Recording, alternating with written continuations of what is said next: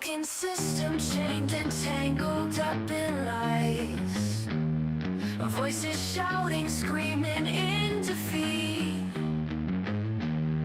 Politicians playing games under darkened skies. Hope lost in the dust of the street.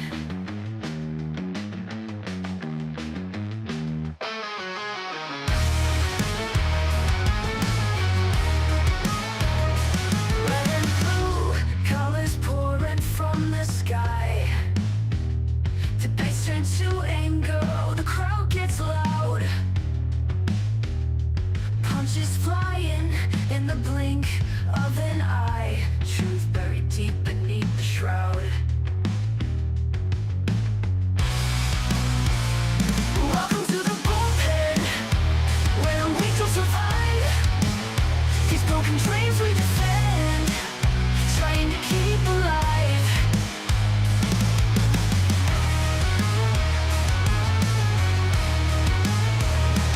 Faces on the screen, flashing perfect teeth. But behind those eyes, just rotting greed. Politicians turn to whispers beneath. They all just get what they need. Whispering conspiracies, drowning in their lies. Echoes of freedom, lost in cries. Spin the wheel of fate, let's see who rise. But this game will bleed you dry. Welcome to the bullpen, where we don't survive. These broken dreams we defend, trying to keep alive.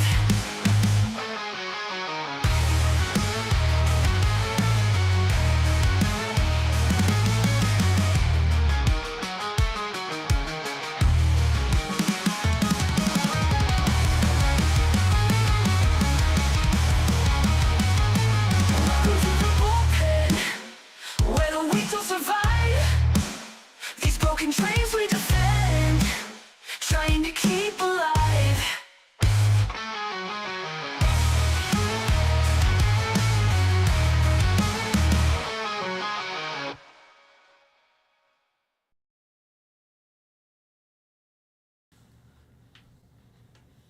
Good evening and welcome to another week episode of the Bullpen. Weekend's coming to an end. Apparently, it just decided to change scenes to add everybody else, and it looks like we got a guest coming in. Hello. Comics Division's gonna hang out. How's it going, bud? Hello. Good, man. How about yourself? Pretty good. It was a week of winning on our side, so we've got a ton of crap to talk about tonight. So, how has your weekend been, Chad? Oh, it's been pretty good. Been doing fun dad stuff with my kid, doing all that good stuff. So, That's always good. yep. Yeah, we had a fun stream with Imp last night for his birthday, so played some games and hung out. How about yours, comics? Good weekend so far? Yeah, pretty good. Had my tabletop game last night. Been working on my my app, which I'm getting damn close to, having done, or at least I should say, minimal viable product done. I should say. That's about it. Yeah, cool. Well, where should we start, gentlemen? Should we start with what's going on currently in Idaho and just give a quick update on that?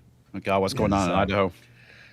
So some nut job decided to start a fire out in the mountains, and then when the first responders showed up, he opened fire on them. So we've got Oh, Jesus. at the moment, from what I've seen and heard from the police chief, there were 11 firefighters shot, 2 cops shot, and I think two of those firefighters have died. So Wow. he is just sniping from the tree line somewhere, and they haven't been able to catch him. That started at 1 o'clock Central, I think. So it's been Lord. quite a few hours. And the police chief has even done a press conference where he basically said, if anybody sees him and they've got an open shot, take him out. When did Talking this start? to the public today at about 1 o'clock Central, I Holy think. crap, dude. No, I've been So- out of touch. I was out at the ranch today, working on stuff, so I haven't been keeping up with the news at all today. Yeah, it's been kind of crazy out there in Idaho. Haven't seen any updates in the last like 45 minutes to an hour, but it's been going on all day on Twitter, getting updates from the police chief and everybody else. But kind of a crazy situation out there. So, Sounds like it. That's insane. yep. And then, of course, through the week, I'm sure we'll get to hear everybody arguing about his politics left and right. Yeah, gun control next. Yep. So if I see any updates during the show, I'll let you guys know. But that's all the information I've got on it for right now. So Yeah. where did you so want to start, Chad? I say we start at the beginning of the week because as we started, Monday morning was when we had our famous chopper presser from Trump, where he was shutting down Israel and Iran and told them to both cut the shit out. And they signed a deal. Let's Yeah. go for it. Rather than starting World War III, it looks like he may have ended 2 wars this week. Yeah, that's good. So I've got With this bonus. So this is a funny version. I got it. We can use as the clip of him. Here we go. Oh, we're going F-bombs right off the bat on the Yeah. show, huh? Here you go. You know what? We basically have two countries that have been fighting so long and so hard that they don't know what the fuck they're doing. Do you understand that? You know what? Baby Trump. Baby Trump is hilarious. I think that was probably when Iran realized that they were in big trouble if they did anything. Well, Israel and Iran, because at that point the ceasefire was supposed to have taken place, and they kept trying to get the last shot in. And when they heard Trump drop an F-bomb on live news, that probably told them he's not screwing around at this point. Did you guys see Freedom Tunes' video with the whole Iran Israel thing? I haven't seen that one yet. It's actually pretty funny. Yeah. Yeah, I'll have to it's look for that one basically after. they're driving in a car. Trump's driving, and Vance is in the passenger side, and the back is Israel and Iran, and they're basically having a slap fight. It's really Right. hilarious. And eventually, Trump slaps Iran. And he basically Don't tells make them me both pull to- this car over. Basically, If I do, it's not going to be nice. It's not going to be pretty. actually, I think that actually is in the video. Oh, yeah. Something very similar. Yeah. So, yeah, I mean, that's where we left off the show last week. Was Yeah, talking so- about what might happen with World War III. Timeline was pretty. I mean, and to be fair, and this is where I'll give Trump a lot of credit. People were pushing him in his administration to go further. The Israelis were pushing him to go further. Mm-hmm.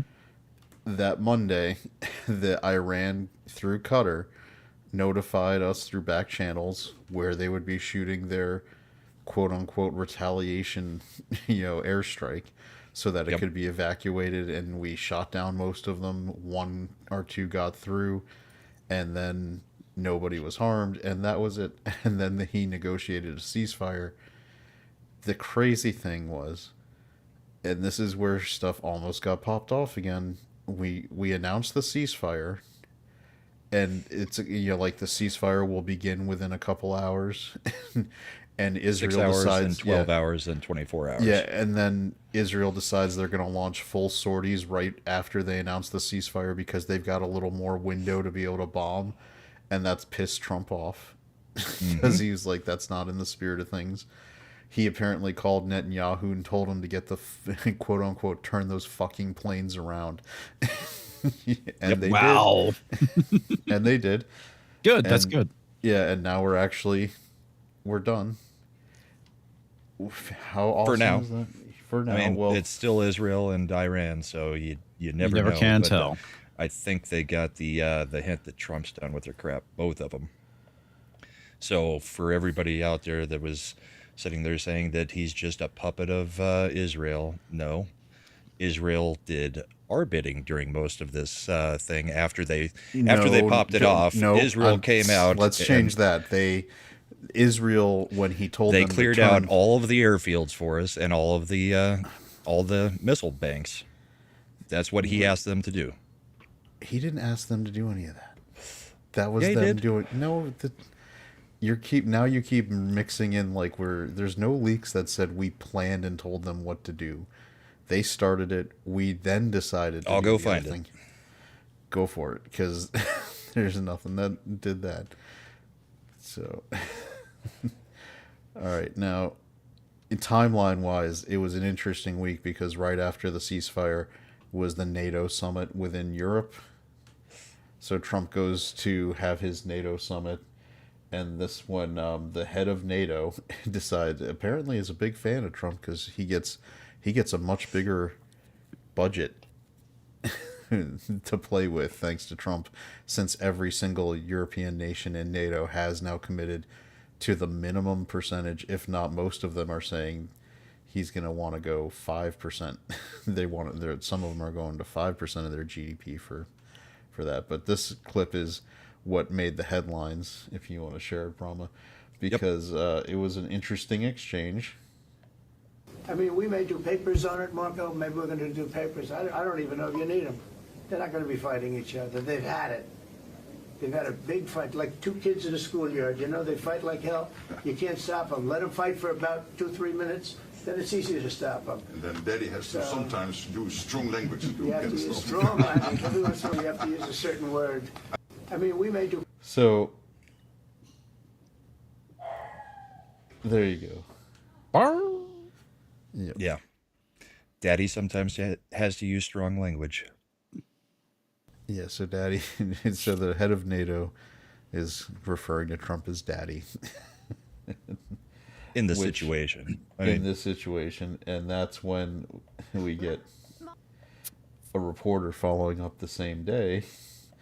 And the best part about this clip is actually watching Marco Rubio right behind Trump's shoulder as the reporter's asking him the question. So, yeah, I'm blowing it up. From Sky News. Mark Rutte, the NATO chief, who is your friend, he called you daddy earlier. Do you regard your NATO allies as kind of children? No, he likes me. I think he likes me. If he doesn't, I'll let you know. I'll come back and I'll hit him hard, okay? No? Do you He did it very affectionate. Daddy, you're my daddy. Do you regard your NATO allies, at though, Rubio as kind just of like children, and they're obviously listening to you, and they're spending more, and you're obviously appreciative of that. But do you hope that actually they're going to be able to defend themselves, defend Europe on their own, without? I think they need help a little bit at the beginning. And From Sky News. so the reporters are just like, "Are you Daddy, Trump? Is that what you are?" Is that how you see yourself? And it's like, did you guys not listen to the context of what was said before that? It's two kids fighting and you let them get a little bit of it out of their system, and then the dad comes in and puts a stop to it. Yeah, Pretty much. Kind of goofy that the reporter couldn't figure out that context in any way. Now, what's great is, in addition to settling the Iran-Israel one, he also, this week, settled Rwanda and Congo, which has been going on for 30 over plus years. 20, 30 years in Africa. This man, logistically, they gave Obama a Nobel Peace Prize on spec. Oh, look, Yeah, hey. they're not going to give him shit, unfortunately. Yeah. Even CNN, my freaking bookmarks scrambled because I scrolled too far back, so now they're all out of order. But CNN, I think I've got one from them. I'll send it to you in the private chat, Chad, since it's on Twitter and it won't play for me when I'm hosting. So Sure. But- Before we leave, by the way, Iran, Israel, just because the baby videos are funny, and I saw this one too. I think it might make comics laugh. Ted, Yes. How many people live in Iran, by the way? I don't know the population. At all? No, I don't know the population. You don't know the population of the country you seek to topple? How many people live in Iran? 92 million. Okay. Yeah, How could you not know that? I don't sit around memorizing population tables. Well, it's kind of relevant because you're calling for the overthrow of the government. Why is it relevant whether it's, Well, because- it's 90 million or 80 million or 100 million? Why is Because that if you relevant? don't know anything about the country... I didn't say I don't know anything about Okay, what's the ethnic mix of Iran? They are Persians and What percent? predominantly Shia. Okay, this is cute. it's not Okay. even... You don't know anything about Iran. So Okay, actually, I am not the Tucker Carlson No, but expert on Iran. You're a who senator says- who's calling Okay, for the you're one who overthrow of the claims- government. You're the and one you who don't know anything claims about the country. No, you don't know anything about the country. You're the one who claims they're not trying to murder Donald Trump. Baby take. No, You're the I'm one not saying that. who can't figure out I'm if it was saying a good you don't idea to kill believe- General Soleimani, and you said it was don't bad. believe they're trying to murder. So I just I love how it's called the tantrum crybaby show. just making Right. them little children. That is what we should be doing for all political discourse, is converting it to just babies arguing with each other. Yes. All right, I got the clip that you sent over, Brahma. So let me So share this that. is, yeah, this is what is it? CNN completely unable to even acknowledge what happened with Rwanda and Congo, and Scott Jennings doing his best, Jim. I mean, he's just looking at the camera once he knows which camera's on him, and he's just waiting for the chance to answer. It's great. Jobs not done. A foreign minister from Rwanda told CNN, he said he's committed to supporting this ongoing negotiation, but warned that ending the conflict will depend on political will and the good faith. And he doesn't know if that is true, referring to the DRC's government. It's not done. It's not done. You is didn't what watch. we're saying. You didn't watch the news yesterday. They literally not announced it done. in the Oval It's not Office. d- Thank you very much, Mr. President. This is indeed because it's the signing of a peace agreement between Congo and Rwanda to end a conflict that has been going on for 30 years. Let me ask you a question. Literally in the Can I Oval say Office. something? Friday said something- afternoon. You said something earlier. You said, and you kind of agree with Pete when he says there's something about the media where they feel like they want to disprove Donald Trump. Is that what you said? Something to that Yeah, effect? it happens every day. And you think that's what they want to do, right? You think the Yes. media is going in to say he's lying and he's not telling the truth. You Correct. believe that? That is the wholeheartedly. standing disposition. Do you believe that he tells the truth? Yeah, I do. Every time? You think all presidents do you that? think the All president presidents? tells the truth? This current president tells the truth often. Yeah, I do. Okay. I also think that, to our point that we haven't established, he does announce things before it's too soon. They literally had the program is countries not in there. The program isn't. I feel like the nuclear you should program watch the isn't news a before you program. come out here. I feel like you should watch the news before you're on the news. You should watch the news. Well, just the fact that he was like, you believe him? And she's like, oh my God, I can't believe he just said that. Oh, my stars and garters. It's fantastic.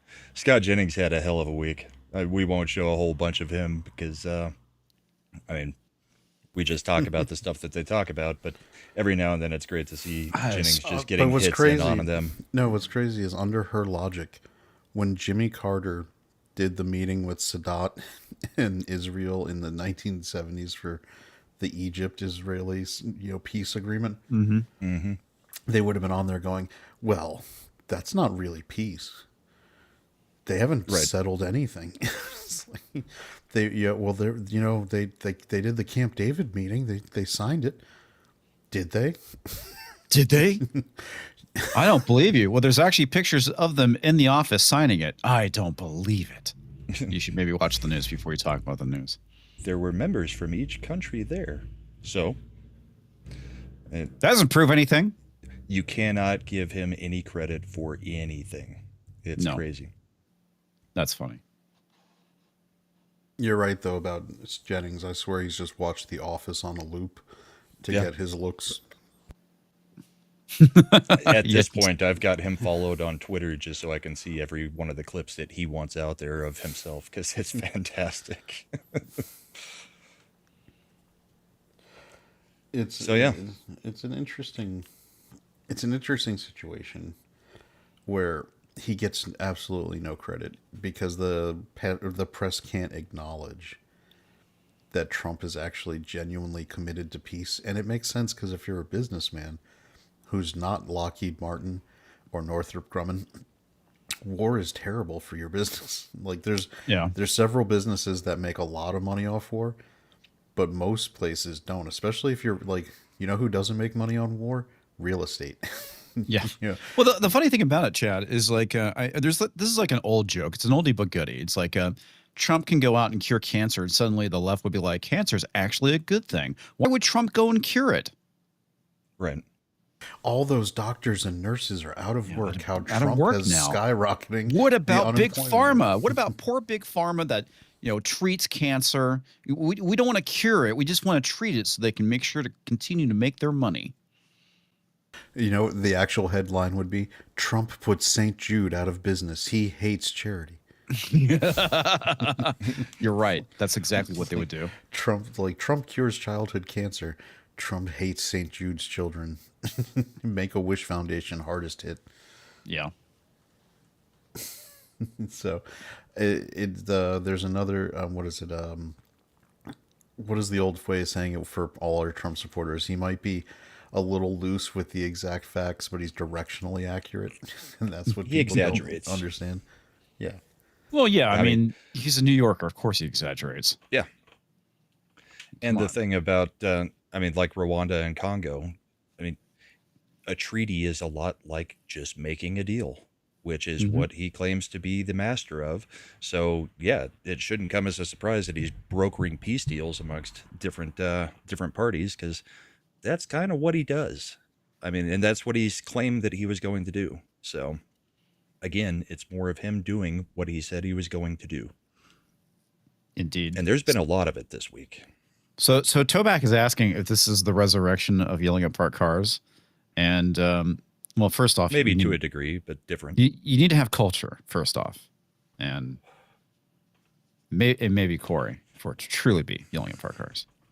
I believe Culture is launching his 18th channel at the moment. Yes. It's the Culture Flosses channel. Yeah. But the name of it will be the Italian version of that.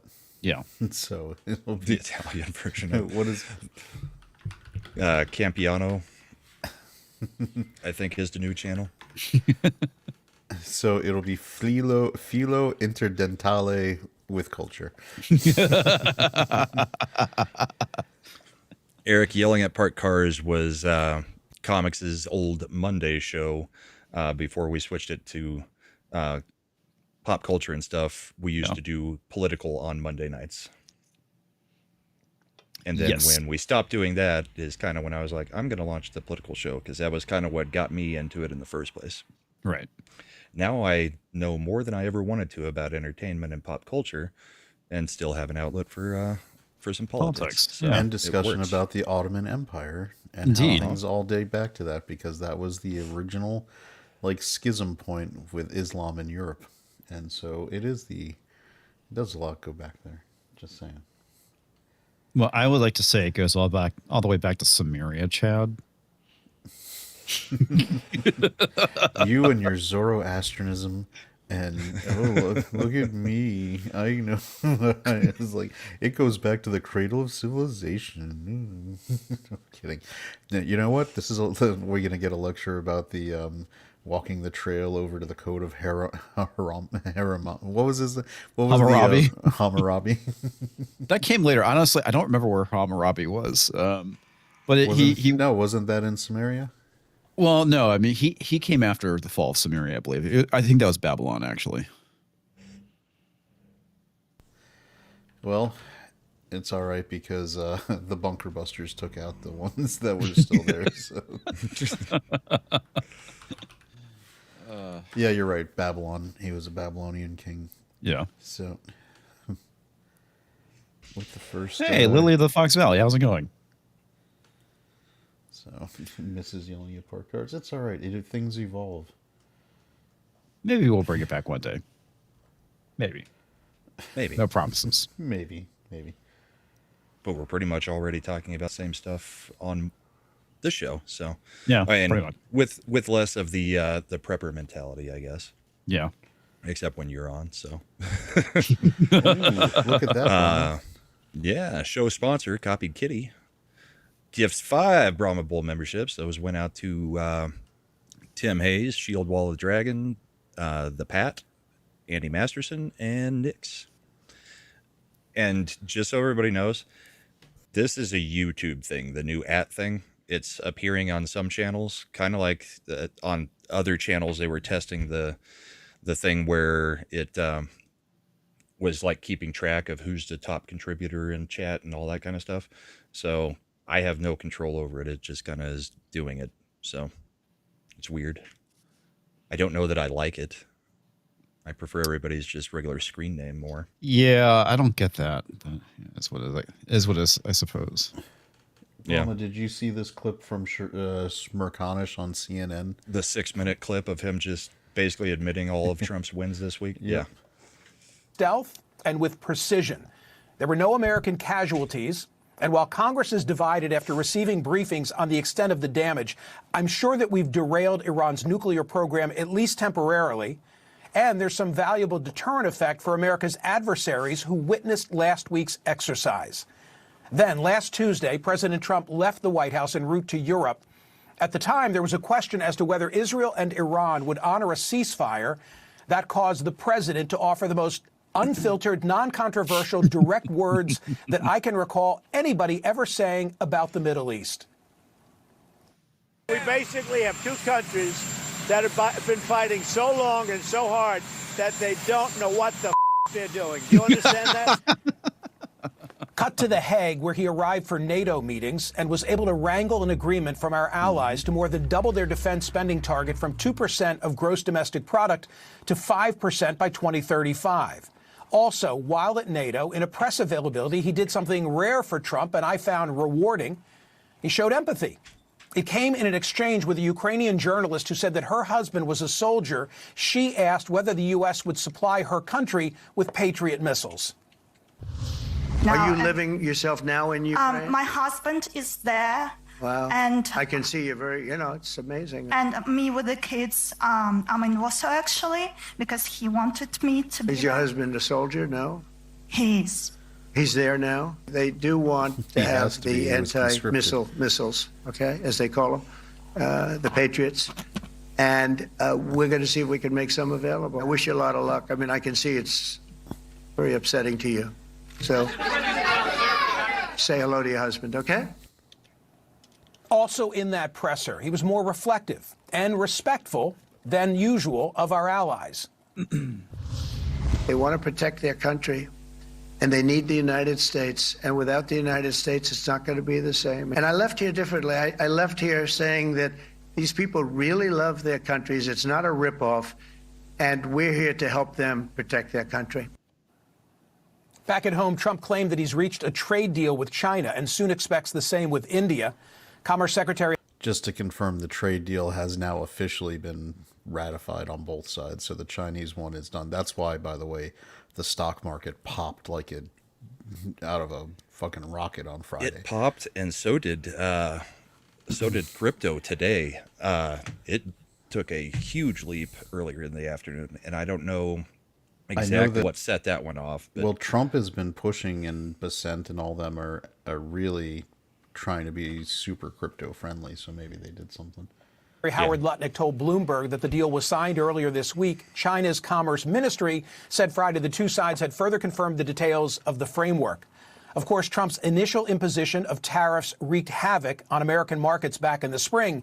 But now the markets have rebounded and grown. The S&P 500, NASDAQ hit record highs just yesterday. And it's not just the stock market.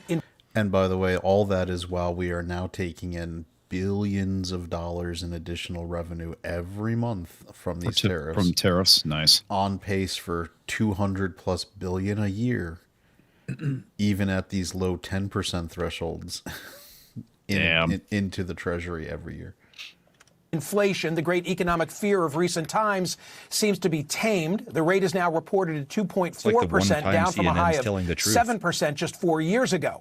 Meanwhile, blue-collar workers have seen real wage growth of 1.7% in Trump's first 5 months. This is the largest such increase in nearly 3 generations. Notwithstanding its impact on our national debt, there's also hope among some that Trump's big, beautiful bill will give further financial relief to blue-collar workers, as well as create incentives to build more factories in the U.S. Some already see this happening. For instance, General Electric has just announced that it'll invest almost half. By the way, General Electric is now a Chinese holding company. For really? People who don't know that China, General Electric is owned by it's a subsidiary of a Chinese company now. But their appliances are going to be made in Kentucky now. Because they have to, because with the additional tariffs on China and then the aluminum, so aluminum and steel coming in plus the appliance tariffs from China, to do any of that stuff outside of it would make the appliances prohibitively expensive. But then you just make them in America, and sure, making them in America might add 40 or 50 bucks to the cost, but that's a lot less than adding hundreds, like doubling the cost of your manufacturing of that equipment. And people in Kentucky will get jobs out of it. It's like, why are we upset? And people were complaining about this. You know why they were complaining? Because Trump and the DEA under Zeldin are rolling back the Energy Star program. Yeah. Because as per Trump, all it does is make shitty appliances that don't actually work. Yeah, maybe we'll actually get appliances that last more than 4 or 5 years before they start breaking down. Oh, that would be fantastic. Yeah, everything from the 80s and back, those things would run forever. Mm-hmm. Yeah, so now it's like they're made to fall apart. So now they're complaining that, oh no, consumers, it's going to cause a jump in electricity. Well, luckily we're going to have natural gas and coal plants back online. $500 million in moving production of washing machines. The main from mod, China. Eric K, gifts 5 Brahma Bowl memberships as well. That's 10 for this episode. Those went to Timescales, Turkey Robot Comics, KB 4342, Dale Sigmund, and Original Mrs. Flu. Thank you, Eric. Nice. Oh, let's get out of Smerconish. We've got breaking news. Oh, do we? Let me switch what I'm sharing here. Oh, while you're doing that, I'm just going to show this real quick. At Trump's request, Israel cleared way for U.S. bombers. On Thursday, Netanyahu said, "How can we help?" Trump told Netanyahu he wanted the Israeli Air Force to eliminate as many Iranian air defense systems as possible in southern Iran to clear the path for the incoming U.S. B-2 stealth bombers. You mean after Israel already started their bombing campaign in Iran? And that's what I said earlier. So, no, you said that once we decided to get in, we asked Israel to clear it out. You were implying that Israel's whole campaign was at our direction. No, I did not. No, that's. I didn't get that impression. I think he just said that they. I said that when we made the decision, Trump was telling Netanyahu what to do, not the other way around. All right, then I misinterpreted. I was responding to the idea that Israel's entire campaign was at our direction. No. Wasn't saying that at all. All right, so but this is big. If you want to share what I'm Yep. As you guys may have heard on Friday, Trump suspended talking to Canada because they were going to do a digital service tax. It was a 2% tax on all digital service, and they were going to make it retroactive to 2022. Jesus Christ. And so Trump told them to not do it, and they said, no, we're doing it. And so then Trump said, fuck you, we're not going to do anything, and your tariffs start next week. and so shockingly, Canada has backed down and will now rescind the digital service tax and won't start it in order to advance broader trade negotiations with the United States, which all sounds good. But here's what's really going to happen. The USMCA is getting nuked. Trump is canceling it. Starting in August, he can cancel it and go for bilateral trade negotiations, and that is what he's going to do. He is going to cancel it. He's going to make Canada sign their own agreement. He's going to make Mexico sign their own agreement, and then that way, when either one of them cheats, he'll be able to punish the individual countries. God, it sounds like that Canada was playing the stupidest game of chicken ever. Mark Carney, ran on doing this stuff, and so the Labor Party up there thinks they can get cutesy with doing this kind of thing, and like that we're not going to notice somehow that he's going to. It's amazing that they think they're going to get things past Lutnick and Besant, who are some of the biggest jackals in finance. And it was hilarious when Trump was announcing all of that. He basically came out again and said, there really should be the 51st state. So he's just pissing him off again, even more. I will push back a little on Eric on the USMCA headline, Trump works to revamp failed Trump policy. The reason the USMCA has the out clause it does is because Trump was going to give them a chance, because if they honored the USMCA as it was actually negotiated, things would have been fine. But there became country of origin issues where China started importing things into China and into Canada to be able to get the free market access to the United States. And so that's why Trump built in the poison pill to USMCA, where, unlike NAFTA, he would have an easy way to just cancel the thing after a couple years, which is 2025. So it comes up every few years where the U.S. exclusively, not Mexico or Canada, could nuke the USMCA, which replaced NAFTA. Right. For $1 over on the Rumble side, Mod Eric K, again, this was Trump cleaning up the Hillary, Obama, and Biden mess. Let Israel knock out the missiles and air defense so we could take out the enriched uranium Hillary gave them. Obama, Biden gave them billions. Yeah, pallets of cash. Yes. Delivered in the night. I think a lot of that enriched uranium came by way of Russia under the Obama. You remember, we sold off all our uranium reserves to Russian companies. Yeah, Secretary of State Hillary Clinton. That's her big reset crazy. Button. Here, let me. Was it like a great reset button? One might call it that. It didn't reset much, though. Of course. Here's Brahma's favorite story of the week. Yeah. Alligator Alcatraz. What's going to be open Wednesday? What is this? So there's this. Enlighten me. It's an airstrip in Florida that really didn't have a whole lot of use. So it's in the Everglades, surrounded by pythons and alligators, and they're building this basically is a detainment center for people that we are deporting out of the country. Oh, so you're not going to nice. escape it because you're escaping into alligator infested waters and python infested waters. And they just use the airstrip to put them right on the planes and get them the hell out. Nice. I'm all for that. And I'm sure Maryland men will be there by the dozens. They announced it Maryland like men. they announced the idea of it like 2 weeks ago, and they've already got it basically built and going to be operational by Wednesday or Thursday. That sounds efficient. Well, it was already a facility that was built. They're repurposing it. Is what they're doing. Well, that's what I figured, but still, it makes it much more efficient. So this is, by the way, this is Ron DeSantis saying, "Pick me, 2028." I still don't think it's going to help him. I don't know. know. I think his bid for the presidency has basically been cooked at this point. I think J.D. Vance is going to be the heir apparent. I watch out for Marco or Rubio. Yeah, Rubio's been doing really good work. But it may be a Vance Rubio ticket. Could be a Vance Rubio ticket. Yeah. The problem that Vance is going to run into is the tech bro angle with the H-1Bs and other things, where Rubio's been a little bit harder on that. So, yeah.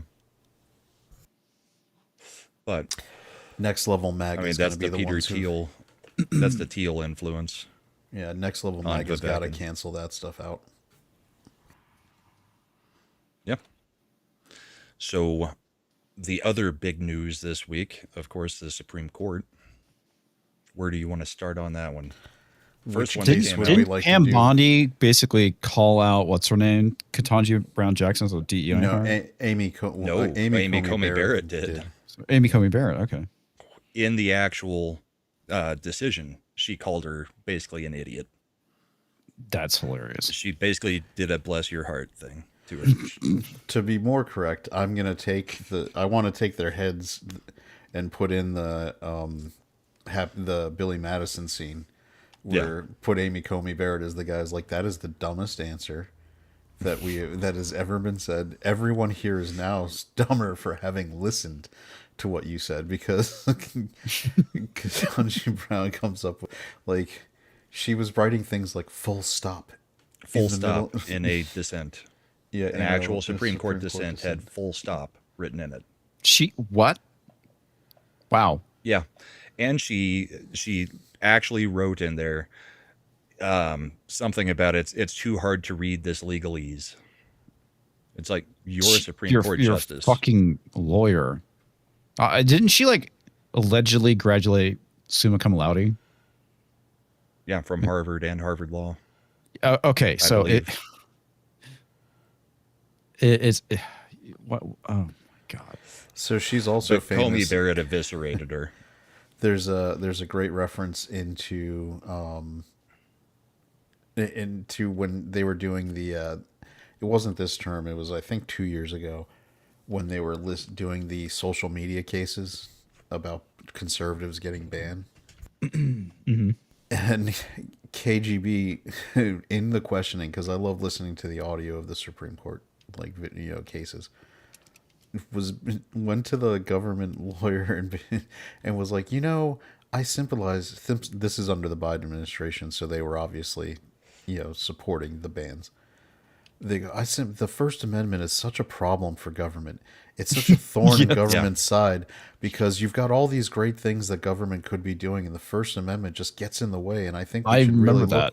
And it was just, I remember Jonathan Turley, who's a legal expert, constitutional law professor, was like, that might be the worst thing I've ever heard come out of a Supreme Court justice's mouth. Like complete misunderstanding that it's a restriction on the government. The whole point of the First Amendment is exactly to restrict the government and make things that they can't do. It is a negative right. I mean, come on. Yeah, it's literally the fucking point. Yeah. So the big case was specifically, it was on the birthright citizenship case, but they weren't deciding the merits of birthright citizenship. That's going to come later. This case was specifically about nationwide injunctions. Could a single district court in the federal court system do a temporary restraining order or an injunction for the entire country based on a case brought to them? And the Supreme Court has said in no uncertain terms now, in the opinion authored by Amy Coney Barrett, no, you cannot. You have a case in front of you with specific individuals in your courtroom. If you grant an injunction or a restraining order in the case, it will apply to the specific defendants in the case, and it will apply for your specific district. It will not apply anywhere else. You can't handcuff the executive branch. Okay, that makes sense. Yeah. Specifically, the only way to get a nationwide injunction is to certify a class. We've all heard of class action lawsuits. Class actions. Mm-hmm. Yep. Where you're saying, because you have to, and certifying a class in federal court has a lot of steps to do. It takes years, usually about 12 to 18 months to get on the quick end, to get a class certification. So my next thought is that these district courts are now going to try to short circuit the class process and immediately declare these people as classes. And then that'll go to the Supreme Court and they'll shut that down fast. But because this is now where they've issued a specific opinion that tells these district courts what's great now for the Trump administration is they've shown that once the Supreme Court makes these kinds of rulings, when a district court tries to get out of their out their skis, the Trump administration will be like, no, we have the Supreme Court decision, so we're not doing that anymore. We're done now. This is what we've been waiting on. They were just waiting for the right case to do it, but this is finally the Supreme Court smacking down the lower courts and saying, knock it off. But Comey Barrett wrote the majority opinion, which sided with the Trump administration. In her ruling, the conservative justice said her liberal colleague's position is difficult to pin down. She might be arguing that universal injunctions are appropriate, even required whenever the defendant is part of the executive branch. If so, her position goes far beyond the mainstream defense of universal injunctions. And then she basically called her out and said, we observe only this. Justice Jackson decries an imperial executive while embracing an imperial judiciary. So basically she was calling her out for saying that the judiciary should be able to do basically anything. It would be a lot like the way the government runs in Israel, where the judiciary actually has all the power to make whatever rulings that they want over there. They can override Congress. They can override Netanyahu. Any official in government can be overridden by the court system over there. Yeah, so, I mean, That's not smart. Checks and balances. I mean, that's the reason why our government's set up the way it is. Yep. I mean, logistically, there is no district court level established within the Constitution at all. The only court system laid out is the Supreme Court. The federal courts are actually a construct of the Congress. Mm-hmm. So, Congress could just dissolve that at any time that they wanted to. What's interesting, though, is Congress has specifically granted. There's a lot of people don't know this, but there is a specific court for like contract disputes with the federal government. Like, say you're a company that has a contract, you are a government contractor. You have a contract that says you're going to be paid X dollars to provide X service by the federal government. And the federal government doesn't pay you what you're supposed to get paid. Because this is a thing that's happened before in the past, the Congress, in a bipartisan fashion, a long time ago, established a court specifically to handle contract disputes with the federal government. Guess who wins all the time, by the way? The federal government. No shock. So what's interesting is that's all these, contractors who are going to these district courts for the federal government canceling their contracts. You remember that was happening a lot early on with the USAID and some of those other things, but you don't really hear about it very much now. Right. Is because what happened is that initially some of these district courts were like, oh, no, we can do this. And then the appellate court level, and then to later a little bit, the Supreme Court said, no, there's a specific court you go to do this stuff. So you guys in district courts, you're not even allowed to listen to it. You should immediately dismiss this case for wrong venue. And that's what's happened now, because it started early where they were going we were doing these restraining orders, we're making them pay. And and Trump's administration just methodically, and it's only now, remember, it's only like 5 months into his administration, they methodically just went to the appellate court level and higher, and they shut all that down. It's done now. Now the next level is some of these other policies where they weren't with government contracts. You notice those aren't the things being fought over now. It's policy stuff like with, canceling, deporting people. Now there's another court, deportations are supposed to be handled through immigration courts with administrative judges that work under the executive branch. And they are now bypassing them for a lot of stuff. So I think in the near term, we're going to also see where that ends up getting shut down once it hits the appellate court level as well. So it's just, I don't want to say trust the plan, but these things tend to work out because it's not, even though they pretend Trump is doing like crazy new things, these are all established by Congress for a lot of years and how this stuff is supposed to work. And he's just using it effectively for the first time as a Republican in 50 years. Yep. And, well, I mean, it's kind of like all the stuff that was being said over the last week. Trump is being authoritarian or fascist because he decided to, drop some bombs. And it's like, you don't hear any of it when it's a Democrat in charge. No, of course not. I mean, the news doesn't talk about any of it. Trump is doing things with the deportations. You don't hear it about Obama, who deported a hell of a lot more than Trump has so far. But that's because Trump is if a Republican real is doing it, you've got to enjoin him. That's because Trump what? That's because Trump is actually deporting people instead of just using paper, right? Like to pretend he's the deporter in chief. But it's still under the same concept. Like the difference is Trump is really following through. Nope. Bush is saying that the Idaho shooter has been found. Oh, good. Let's see what I can find on that. Oh, I got it. Found dead on a mountain. Press release right here. Nice. Here we go. Did they take him out, or did he take his own life? This evening, members of a SWAT team located a deceased male on Canfield Mountain. A firearm was found nearby.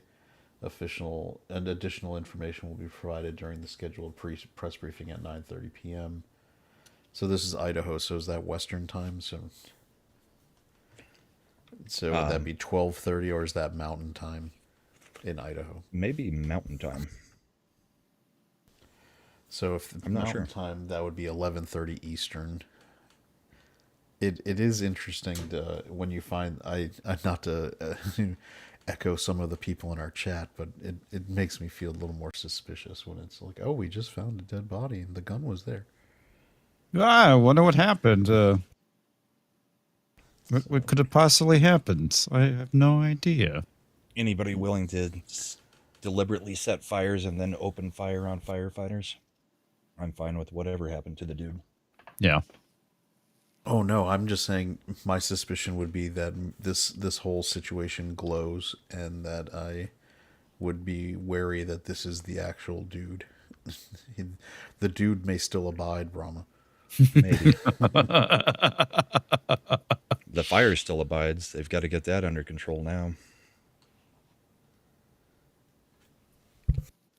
Hopefully. Bush is upset that I didn't show the picture of all the teachers that were arrested in Teacher Appreciation Week. Oh, I guess we'll bring that up real quick. What were they arrested for? Molesting students? I would imagine that. Of course. Yeah. That's what teachers who are this age tend to do now. They can't find dudes their own age. Power construct? I don't know. I guess. I'm noticing a trend, but it's more and more and more.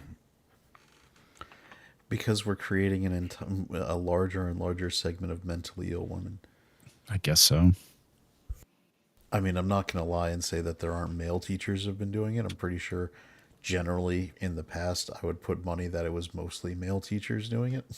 Well, I mean, that's the funny thing about it is that if a male teacher actually did do it, they would scream power dynamics, and he would be dragged, and as he should, honestly. I mean, a teacher should not be sleeping with a student. But it seems that female teachers are the ones that are kind of getting a pass, or at least they used to. It's the South. I may be Park wrong scenario. on this, but it seems Nice. like the female teachers are going much younger. I mean, when men did it, I may be wrong again. It seemed like it was more like was the teenagers. actual professor and 18-year-old college student. Well, yeah, more there's often than it was. Okay, there has 13, been that 14-year-olds. But that's, and again, that's consenting adults, right? But there has been male teachers that have probably gone after, teenage, underage girls as well. But the thing is that they're always the one who get demonized, and it seems that when women do it, they get a pass. As Chad mentioned, the whole thing with South Park, it's nice. Yeah. You mean the hot kindergarten teacher? Nice. Well, yeah, there's a lot of guys who have, said every time we get one of these stories, why didn't any of my hot teachers do any of that? Or our teachers were all 65 years or older. So, well, I remember when I was in high school, we had a teacher. I'm not gonna say her name because I have no clue if this is actually the case or not. But the accusation, at least amongst the students, right? This wasn't anything. There wasn't like anything official, but the rumor, I guess, is the best way of putting it, is that she gave lays for A's to the football team. Whether that was actually the case or not, I have no clue. Was she a hot teacher? I mean, she was probably more in the cougar side of things. I mean, she wasn't unattractive, but she was, definitely. Boo shared this one just for fun. Oh shit, man. Land whale overboard. Yep. AI is fun.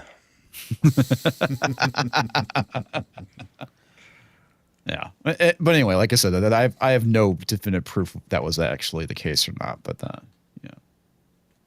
yeah. But I'm sure it happened quite a bit. But now it's happening so often, it's getting kind of insane. Because remember, what was it, Mary Letourneau, or I think it was Mary, but Letourneau, Mary Kay the one that Letourneau. She got pregnant. the one that got and then she got released on by the student. probation, and then she immediately got pregnant again by the same student. And married him, I think. That was after she was released the second time. Right. Because when she got pregnant the second time, it was while she was on probation, so that violated her probation, and she went to serve the 18-month prison sentence. And then But that was national news. I mean, that was a huge scandal, national news. Now it seems like it's happening weekly. I mean, now we get the body cam video of the one teacher who was like, "This stuff happens to me because I'm so hot." That was hilarious. It's getting to the point where you may need to force teachers to wear body cams. I mean, when I was student, I was in the student teaching program in college, and you know, you have to do projects in your education class, and you present. One of the classes, the project was like presenting, new things or new ways of doing teaching and all the stuff. My program, my presentation was called The Caring Classroom, How to Do It Right, and then I hit the button and Don't Stand So Close to Me started playing. It was like, because I'm a male teacher, and so this is important to me. Number one, always have your door open. Number two, talk in the hallway where you can be seen. And all the girls in the class were like, that doesn't make sense at all. And all the males are like nodding their head. Yes, these are things we have to do. And the girl teachers, they're like, why would you have to do that? And they're like, you don't understand, man. Like, think about it. Use your fucking brain. But no, this is like, to them, it was the idea of being falsely accused of something. Mm-hmm. It was like, they're like, it could never, to them, it's like, it could never happen. I was like, oh, yes, it does. It happens all the time. Yeah.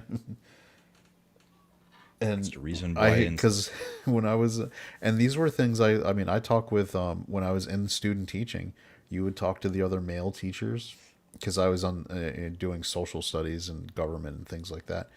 And the male, and so that one actually gets a higher rating, percentage of male teachers than other segments of teaching. Mathematics, government tend to be more male than some of the other sections.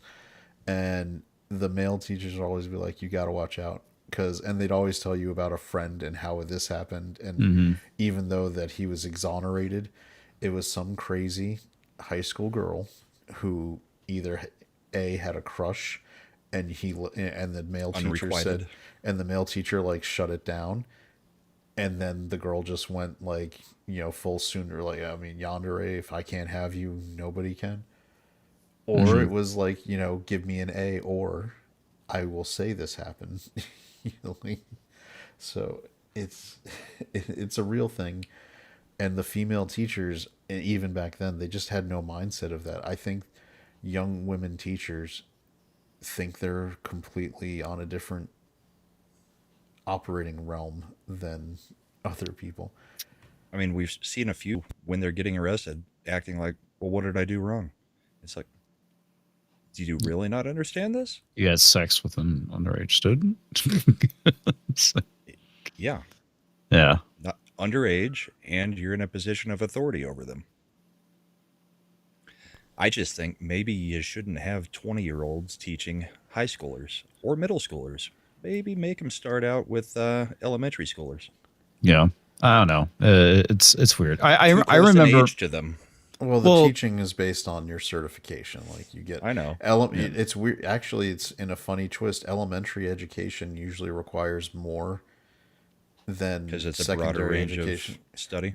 No, the idea is that you can fuck kids up so much worse when they're younger than you can once they're in high school, like from a developmental standpoint. Sure. So you have like elementary and early, they call it early childhood development. You end up usually getting a lot of people with masters because they go full on and have to get extra like training on childhood development in addition to just subject matters. Whereas if you're in a secondary licensure situation, like middle school and high school, you're just having to prove that you can educate on a subject, and they're less concerned about the development side.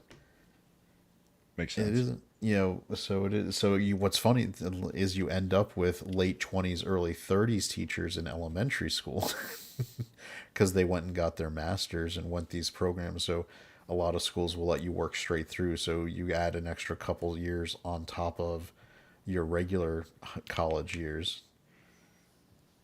You get older teachers in elementary, as opposed to you get those straight out of college 23-year-old who's now popping into high school, like Comics was saying, with all the like, hey, football players. Well, but that teacher, she was remember when I graduated, when you were a freshman? She was like in her 40s or 50s. I would say so. Well, I mean, she was prolific. She was just keeping the numbers up. She's like Will Chamberlain. The numbers just didn't. Right. Well, but the other thing too is that we actually had a math teacher, and she was probably maybe like 25, 28 or something like that. And obviously all the guys wanted to take her class because she was really hot. But I don't know if she was actually sleeping with anybody. I don't think she was, but it's just kind of weird. Now, this is not to let the women off the hook, but there is something you have to also take into account, which is if you're a young girl and you're probably at the college, you're probably a 6.5 to 7. But in the school setting, you're like a 9 to 10 because you're like, you're the only hot thing available. The amount of male energy and how do I put this? Attention that is coming at you 24/7 a day. For a girl, like, again, with modern 21st century women who are used to swiping right and we have completely as a society disconnected sex from long-term consequences and relationships and the good of society. Like, we've got the booty call culture, the app hookup culture. You put these Netflix same girls, you put these girls into a classroom setting with horny ass teenagers who think they're 10s because they look hot by comparison to all the other teachers in the school, and they are just getting inundated with that. We have created a generation that is more prone to just be like, okay, let's get down. I think as a society we have to wrestle with what we're teaching, especially young women, about being able to make good choices. Well, and that's also where we're starting to see a whole bunch of the males in Gen Z just check out of the dating pool altogether. Right. Because of the swipe culture. Because every 5 or 6 is swiping on only the top 1 to 2% of guys. So there's a lot of guys that have just checked out of it. Well, yeah, and just wait for the sex robots, man. Once they get to a certain level of realism, that will end everything. I mean, like, literally has the ability to end humankind, I think. Yeah, I would not be surprised at this point. Look, I'm not going to say that it's a rational thing to think about, but if you've got once it reaches a certain level of realism, the robot does things the way you want it, talks to you in a upbeat and supportive manner, and will not steal all your money in a divorce. Are we going to say it's not a rational choice for a young man to go that route instead? Because I'm going to look at, it's, in a lot of ways, it's like, Uber and Lyft, right? The taxi people were like, well, we can't compete with that. They expect us to do good customer service and provide all these other things. Well, the females of the population, not to turn this into like a whatever cast kind of thing, will now have to compete with the ideal, like, I can program it to be what I want. What no are nagging, you bringing? No arguing. What? Hey, what are you bringing to the table? I can procreate. That sounds great. But what besides that? Are you going to actually be supportive, or are you just going to be complaining? This, that, and the other. There's going to be a reckoning with that one. Yep, eventually. And I'm not sure how it's going to go. Once again, Japan will probably be the test case for it. Oh, God. Well, I mean, Seems the other likely. thing, too, this is one thing to take into consideration, too, because the next level of it would be actually getting them pregnant, because we know that basically they're developing the technology to have pod babies. So what if wombs. what if they're actually able to go and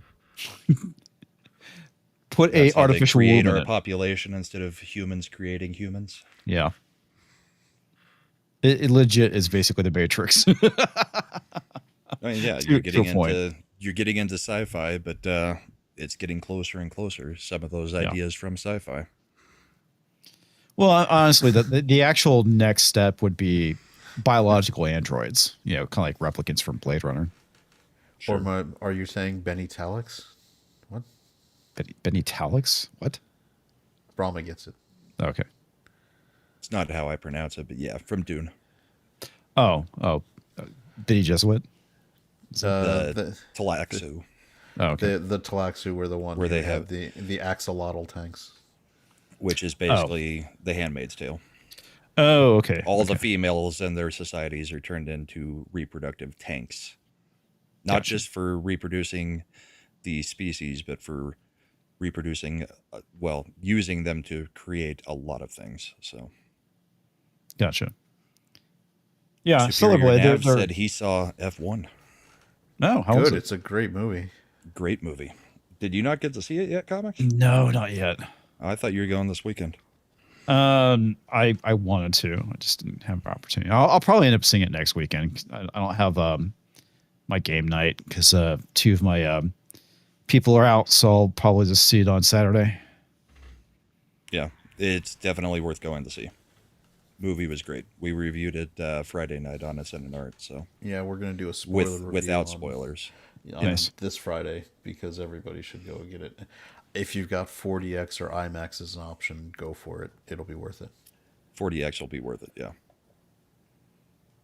I'm gonna go see it while I'm down in Texas too, because the wife and kids are wanting to see it. So, the wife and kids going with 40X.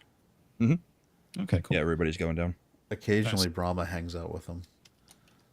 Yeah, and then at the end of the trip, he's not. I'm going to hang out with him for about a week, and then the last 3 days of the 10 days, Mad's going to come down and hang out. So they'll get to meet Mad. That'll be interesting. When you're doing your super secret bro sleepover? Yeah. Yep, we're doing a bourbon tasting Friday after F&T.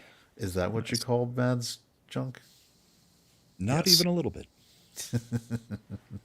Hey.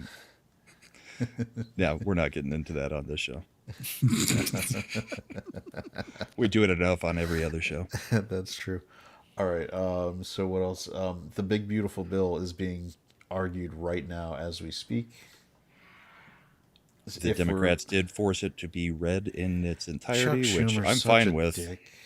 Yeah, but I'm fine with it. I think every bill should have to be read. And I think they should have to have a quorum and sit there through it. Yeah, I agree with that, actually. That would actually make them write bills that are not 1,000 pages. Mm-hmm. But, I mean, yes, he did it just to be a dick. Oh, well, I did love Elizabeth Warren, claiming, they just dropped this on us, and they're asking for a vote tomorrow. We're going to make them read the whole thing. It's like, she's implying that she has no idea what's in it, but for 2.5, 3 weeks, she's been complaining about everything in it and telling everybody, all these things that are going to happen because of this bill. Everybody's going to lose their health care, and I guess everybody's taxes are going to skyrocket because it's only for the rich. In order to understand what's in the bill, you have to pass it first. Yeah. But the thing is, she's acting like she has no idea what's in it because they dropped it on them late at night. Mm-hmm. It's like, no, you were lying about everything that was in it for the last 3 weeks, or you're lying that you don't know what's in it. Mm-hmm. Those are the two options for her, and it's not just Elizabeth Warren; it's all of them. No, of course. Here's where we are with the big beautiful bill. The Senate parliamentarian ruled out a lot of shit. Now they've went back and changed some language to fit what is required. The Senate under reconciliation has a specific thing called the Byrd Rule. And this goes back to Robert Byrd, member of the KKK, Byrd. who was Obama's mentor in the Senate. Mm-hmm. And he spoke at his funeral. He was a Grand Dragon. Just like to point that out. And on the Senate floor. Oh, you say Obama or Biden? Because Byrd was. Yeah, Byrd. Yeah. But Obama and Biden both spoke at his funeral. Yeah, oh, really? Okay, I didn't realize Obama did. Yeah, Obama did. Oh, yeah.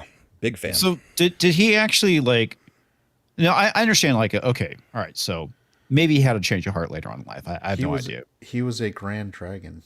He was up at the top.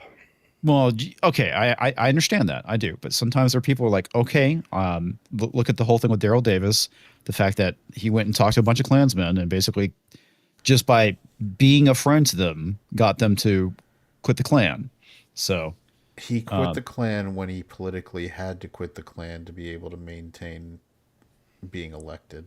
Because I can understand one thing. Obama, because that's a lever towards power. Yeah. Okay. And keeping power. Yeah. Because, like I said, I can understand if he later in life was like, okay, I made a mistake. This was awful. This is an awful thing I did, and was repentant about it. Don't have an issue. If he was not, and he's just like, well, it's politically inconvenient for me to be racist, then that's a different situation. That's my understanding of it. It was political. Gotcha. Getting out. All right, fair enough. Don't know his heart, but sure.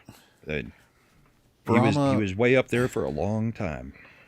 I know you know the clip I'm about to suggest, but I'm going to ask you if you would want, because Comics clearly hasn't seen it, where Bird gave his interview where he talked about knowing a white version of something in addition to black ones. I don't know that I remember that one. You don't remember this famous one from him being I might interviewed? once I see it. It is newsy, so just... Well, I know that also Hillary was at his funeral as well. Oh yeah, he was celebrated in the Democrat Party. Yeah, he was. He was one of the longest serving congressmen, wasn't he? You can tell from the headline what it says. Nothing's being shared yet. Yeah, it's on the bottom corner. On the bottom corner. I'm not seeing it. On the offstage feeds, it should still be on. It should be on. I'm not seeing your screen share. Okay. All right. Let me let's see. Try it again. I just clicked share screen. Share tab. Oddly enough, nothing's coming in. That's weird. It's showing on my version of EVMux. There it is. Yeah, now it just popped up. So he's gonna say the word. So this was, by the way, in the 90s. So it's not like this was. They're much, much better than they've ever been in my lifetime. I think this is my personal opinion, I think we talk about race too much. I think those problems are largely behind us. I think we can all profit by our mistakes. Okay. I think we've reached a new Sounds plateau. all good, right? Okay. And I think it's going to Here it comes. keep going upward, that understanding and race relations. But I think I just think we talk so much about it that we helped, I think, create somewhat of an illusion.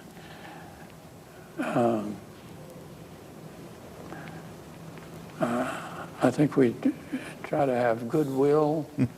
My old mom told me, Robert, you can't go to heaven if you hate anybody. Sounds like, I've changed my opinion on a lot of things. We practice that. Doing fine. There are white niggers. Oh, no. I've seen a lot of white niggers in my time. I'm going to use that word. But my God. We just need to work together to make our country better. By the way, if he says he's seen a lot of white ones, that means he also believes there's a lot of black ones. Yeah. Okay. Wow. Oh, that was his contrition interview where he was like, "Look how I've changed." Yeah, that was on Fox News. Yep, that was. Wow. He said it. He can't say that word. That's their word. But oh my God. So the parliamentarian. At this point, Trump is calling for the parliamentarian to be fired because they've taken. Well, I mean, it cuts both ways, right? You got to be careful because the Byrd rule, sure, and the parliamentarian helped us under Biden. Because when they were doing the Green Deal and all that stuff, the parliamentarian made them strip out a ton of shit. Sure. I know this is going to sound like a bad thing to say because people are very heated about it. This parliamentarian, even though she was appointed by Obama, Harry Reid. Right? No, Harry Reid. Yeah, because it's appointed by the majority leader of the Senate. Yeah, she's been there since Harry Reid. She calls pretty much. She does actually call straightforward balls and strikes because there's been times on both sides when Democrats and Republicans are trying to use reconciliation to get things through, The Byrd rule says that reconciliation is for budgetary things. You can't do policy through reconciliation. So what happens is that she makes them, in this case she will tell them which clauses and which parts of the bill can't go in because they're policy related. And she gives them, she's like a nice high school teacher. She's like, you can rewrite it to make it fit. And they've done that with a lot of things. Like where, the way this is written is policy. You need to change it to something that's more. Change the wording. Yeah. As an example, with gun stuff, right? They were going to remove short-barreled rifles and suppressors from the NFA completely. Right. And actually repeal that whole section of the NFA. That would be fantastic. Now, she rightly said that that's actually getting into a policy thing. That's not really budget thing. So they went back and they rewrote it. They used alternative language where they are now canceling the $200 registration tax stamp for suppressors and short-barreled rifles. And she allowed, and she's like, okay, budgetary. Yeah, and then you know what she said? Okay, that passes. Right. That's so allowed. You basically just take away the penalty for it rather than repealing it altogether. Well, the interesting thing about the way the NFA is written, the only reason you need to do the full Class 3 registration for suppressors and short-barreled rifles is to pay and get the tax stamp. So if you no longer have to do the tax stamp, Trump, under his administration, is probably going to be able to have the ATF cancel you having to do the paperwork. Nice. Take all the teeth out of it. And because it's not necessary. The paperwork was only to get the tax stamp issued. If there's no tax stamp anymore, you don't have to do any registration. And then we're going to be living in the world of Europe where suppressors are like $20, which will be fantastic. That would be fantastic. Available at Walmart. Yeah. And my do you actually think they'll my do that? AR pistol that I lost in a boating accident until the appeals court and the Supreme Court ruled that rule was away, and then I magically found it again, will now just be able to hopefully have a actual shoulderable stock on it. That'd be nice. That'd be fantastic. But that's what the parliamentarians do, and so they've made the modifications, so they got most of the stuff back in. The Senate made some changes because the Senate's going to do that, and we did the procedural vote yesterday, which was 51-49 because we lost two, specifically Rand Paul and Tom Tillis. And Tom Tillis was actually being shamed to the point where he is now not seeking re-election. He's retiring after this term. Because he knew that Trump was actually going to be able to... Trump is so popular with the Republican primary base in North Carolina, he would have gotten nuked.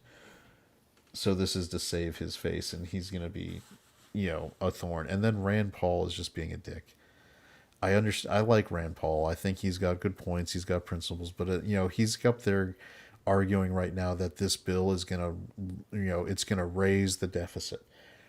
Well, the reason it raises the deficit, according to the Congressional Budget Office, is because it makes permanent the tax cuts that Trump did in his first administration. So the CBO has been doing all of their, monetary estimates based on the tax cuts going away. So under their assessment, if the tax cuts go away, that's going to be lower revenue, more deficit, right? So what is Rand Paul like? Does he think our taxes should go up? No, he's going to turn around and be like, well, then we should cut everything. Like, you can't just do that right now. You got to make the deal. It's not pragmatic at all. It's not pragmatic. And in the end, for America's sake, there's so much more good stuff in this bill, policy-wise, that we need. They need to suck it up and support the team. So Rand Paul, Thomas Massie, all these guys, Tom Tillis. I would have even said Ron Johnson, because Ron Johnson was initially a no vote on the procedural one. But here's the thing. But Ron Johnson's a team player. If they didn't need him, he would take the no. But as soon as they need him, he flips, right? Yeah. They got to do this.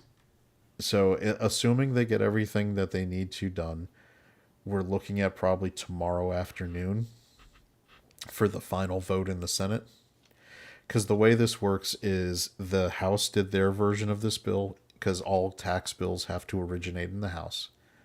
It went to the Senate, and what they did, and this was what Harry Reid made them read out, is they did an amendment to strike the entire text.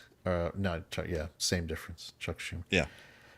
They did an amendment to strike the entire text of the bill that was sent by the House and replace it with with their text, which is why once the Senate passes it, it has to go back to the House to agree to it.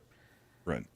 So if the timetable holds up, what they're doing now is they're doing a 24-hour amendment vote-a-rama kind of period where anybody can propose amendments and then they'll vote on them. If that should finish by tomorrow afternoon, from when something gets sent from the Senate back to the House, there's a 48-hour hold period before you can vote on it. You have to have 2 days. So we're probably looking at Wednesday, Thursday for the House to be able to do their vote. And Trump will try to sign it on the 4th. If they can finish this stuff, it would be available for a 4th of July signing like he wanted.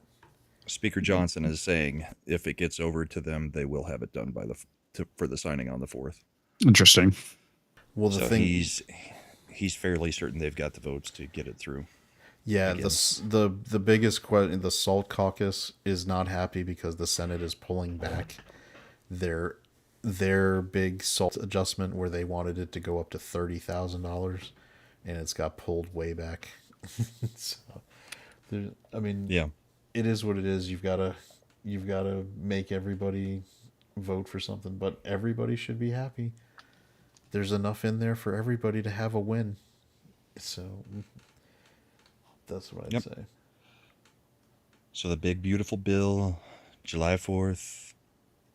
Hopefully everything will go through, and then we've got the Trump tax credits or tax cuts in there forever, unless they actually go and rewrite the tax code again. Yeah, so Bush, they might have wanted 60,000, but they passed 30 in the House version for the SALT. And so that what a SALT is state and local tax deduction. Right. And that allowed people who lived mainly in blue states to take away from their federal tax burden what they had paid towards their state and local income taxes, specifically like property taxes. So under the Trump's, tax package from when his first term, they capped it at $10,000, which is for 90% of people, your property taxes aren't more than $10,000. Right. But in New York and California, communist states that they are, a lot of people are paying $20,000, $30,000, $40,000, $50,000 in property taxes per year for houses that are, just single family homes. Meaning ultimately it's a tax on the rich. Yeah. It's a tax on and that's where I think most of the red state Republicans are right. When I get that there's like the caucus from New York and California, this is like their number one thing. But why are we giving you a tax deduction to basically subsidize what blue states are robbing you with? It's at a certain point, it's not everybody else's responsibility to correct their bad governance. So but I think the SALT guys get on board because it'll maintain the deduction. Because I think if they don't do that, the deduction itself goes away completely. Sorry, had to step away for a second. Closed the garage door because the mosquitoes are just eating me alive out here. That's not fun. Listening. No, it's not. So we hit on the one Supreme Court ruling, but the trans kids ones. There were two others. Oh, the trans really? Came through that were 6-3 that were big. Yeah, the other one was out of Maryland, where it was a group of actually multiple denominations of religious parents. So Muslim, Catholic, Christian, Jewish. They all sued because a school system in Maryland decided that it was just when we gave everybody the option of opting out from trans elementary school stuff, there was so many kids opted out, we weren't able to do it. Oh no, how horrible. So they instead they made it mandatory and said no more opt-outs.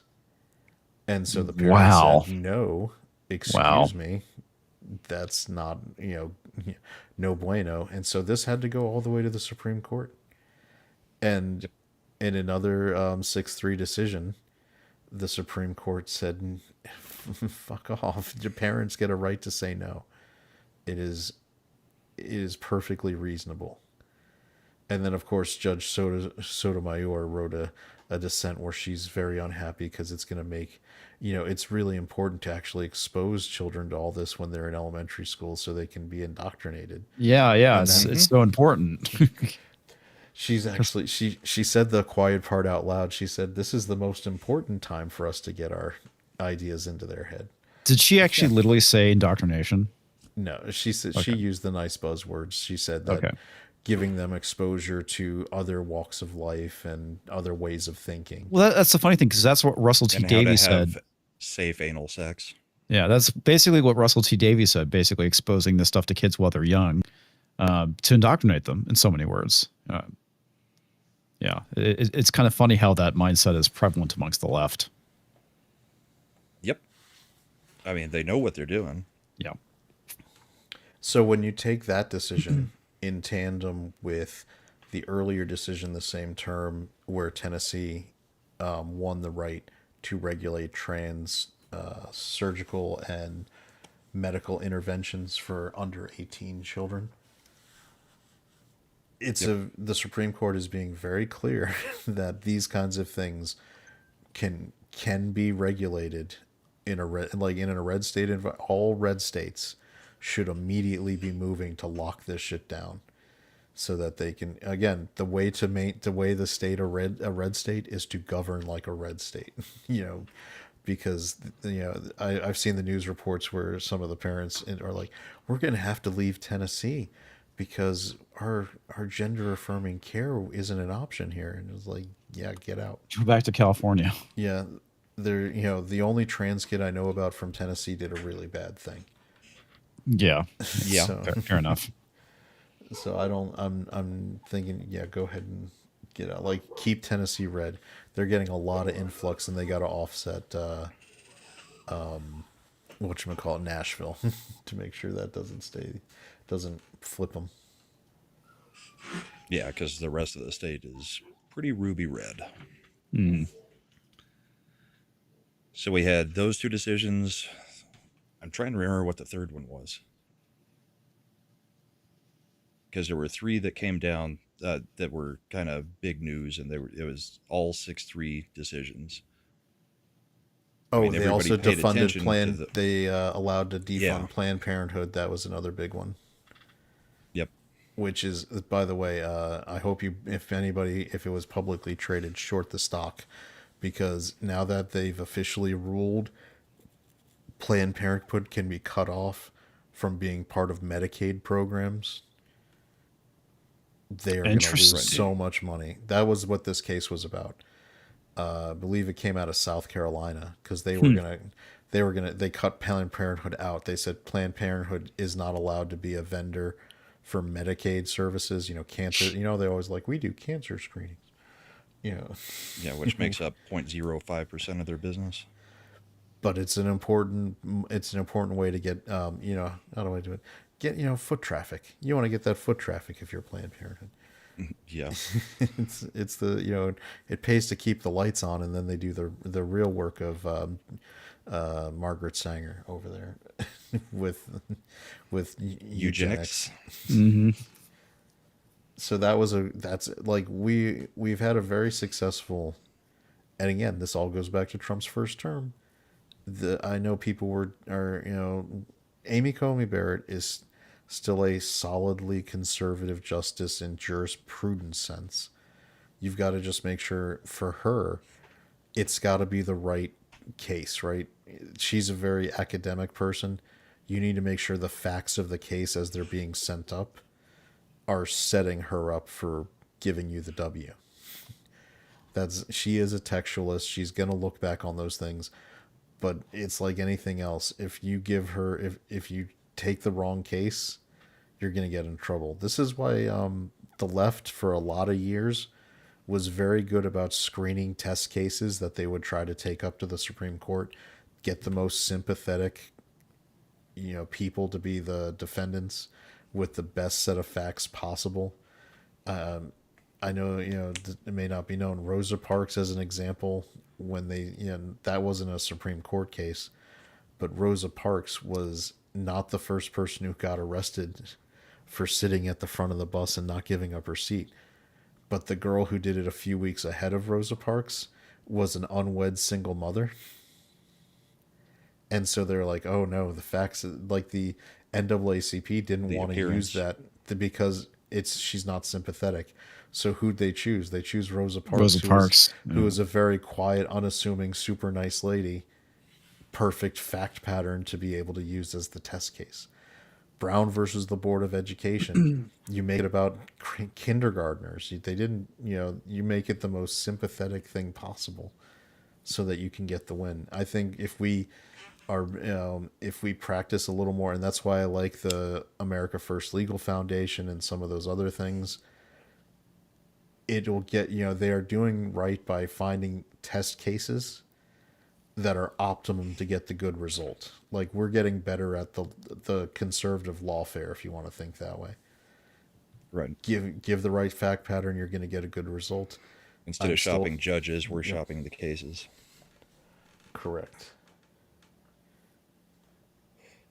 So it was a good week. Now and the Supreme Court's done now, by the way, for the term. That doesn't mean there won't be emergency hearings, because the way it works is every Supreme Court justice oversees a district of the country, like 4th district, 9th district, if you're aware of the California zone. So as these cases against Trump get sent up, I also think the reason they did the birthright citizenship one is so they could have a summer vacation. Because now by without locking all the injunctions, without doing nationwide injunctions, the Trump administration isn't going to keep pushing to the Supreme Court to get things overturned, because they're like, fine, in Oregon or in Washington State, you can keep giving passports out to children of illegal immigrants born in the United States, but for the rest of the country, that's not happening. Right, and they'll you can't just work, force the rest of the country to do it. Yeah. Yep. And I know Bondi said she expected that the actual merits of the birthright citizenship case will be probably heard next term, either fall or spring, for decision spring or summer. On the actual birthright citizenship. On the merits of it, yeah. Yep. I have loved watching on Twitter all of the usual suspects melt down and be like, okay, well then all of Trump's kids should be deported. It's like, Trump is an actual citizen, so at least one of their parents is a citizen.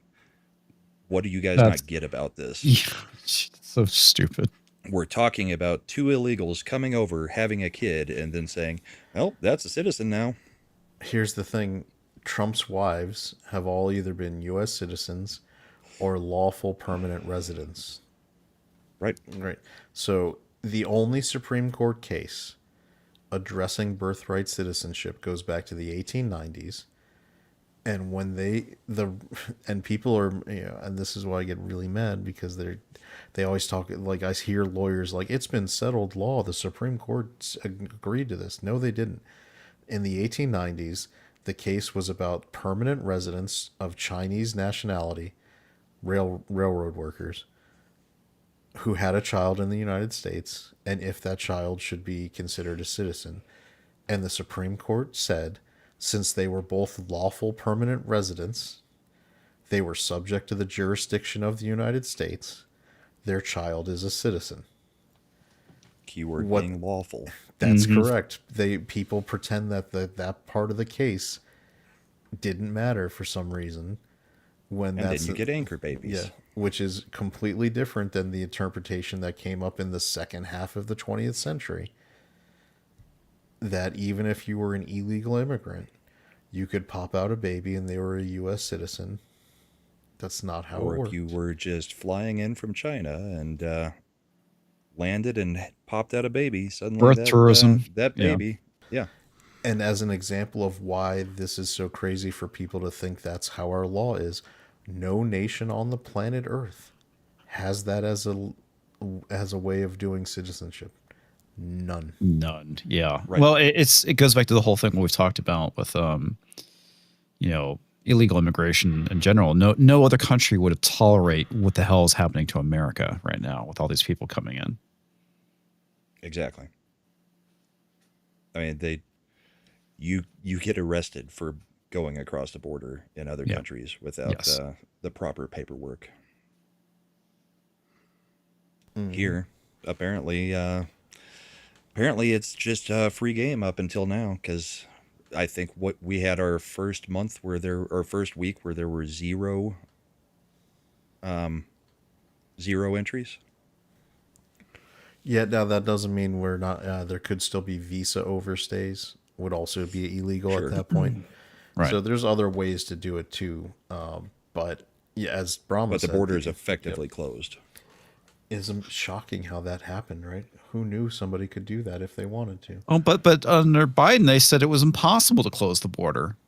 No, it had to be an act of Congress, which an act of allowed Congress. 5,000 before you started doing anything every day.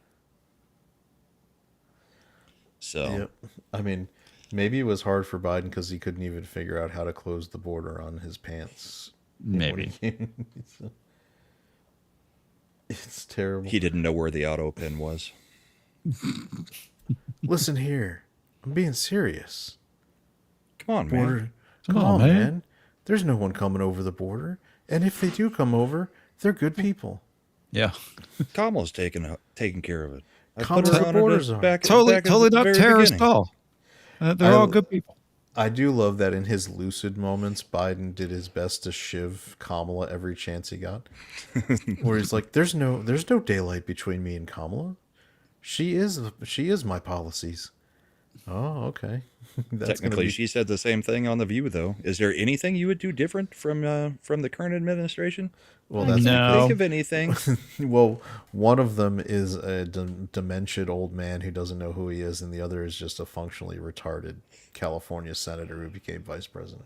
Yeah, and now wants to be governor, and she'll probably win. Likely. Further, basically, exacerbating the death loop of California, or the doom loop. Of course, New York's trying to do its own version of it. Oh yeah. We haven't talked about that yet, but we haven't. A socialist Islamist, the Muslim communist, New York. Well, because we all know they're not going to elect a Republican. So, well, honestly, the only hope is that Adams wins as a independent, or they split the vote so much that the Republican could sneak through. But I don't see that. I doubt that. Everybody needs to just bail out and endorse Adams to keep this douche nozzle from out. Yeah. But this is an actual clip of him before he was now the mayoral nominee. So here we go. Entire project, it's not simply to raise class consciousness, but to win socialism. And obviously raising class consciousness is a critical part of that. But making sure that we have candidates that both understand that and are willing to put that forward at every which moment that they have, at every which opportunity that they're given. We have to continue to elect more socialists. And we have to ensure that we are unapologetic about our socialism. There are also other issues that we firmly believe in, whether it's BDS, right? Or whether it's the end goal of ceasing the means of production. What the actual fuck? So he said it right out loud means there. production, smile, wink, wink. You know, and what Let's he's about have to grocery stores in New York that It's are okay owned by the government. But it's okay, Brahma. True communism has never been tried. It's true. Of course.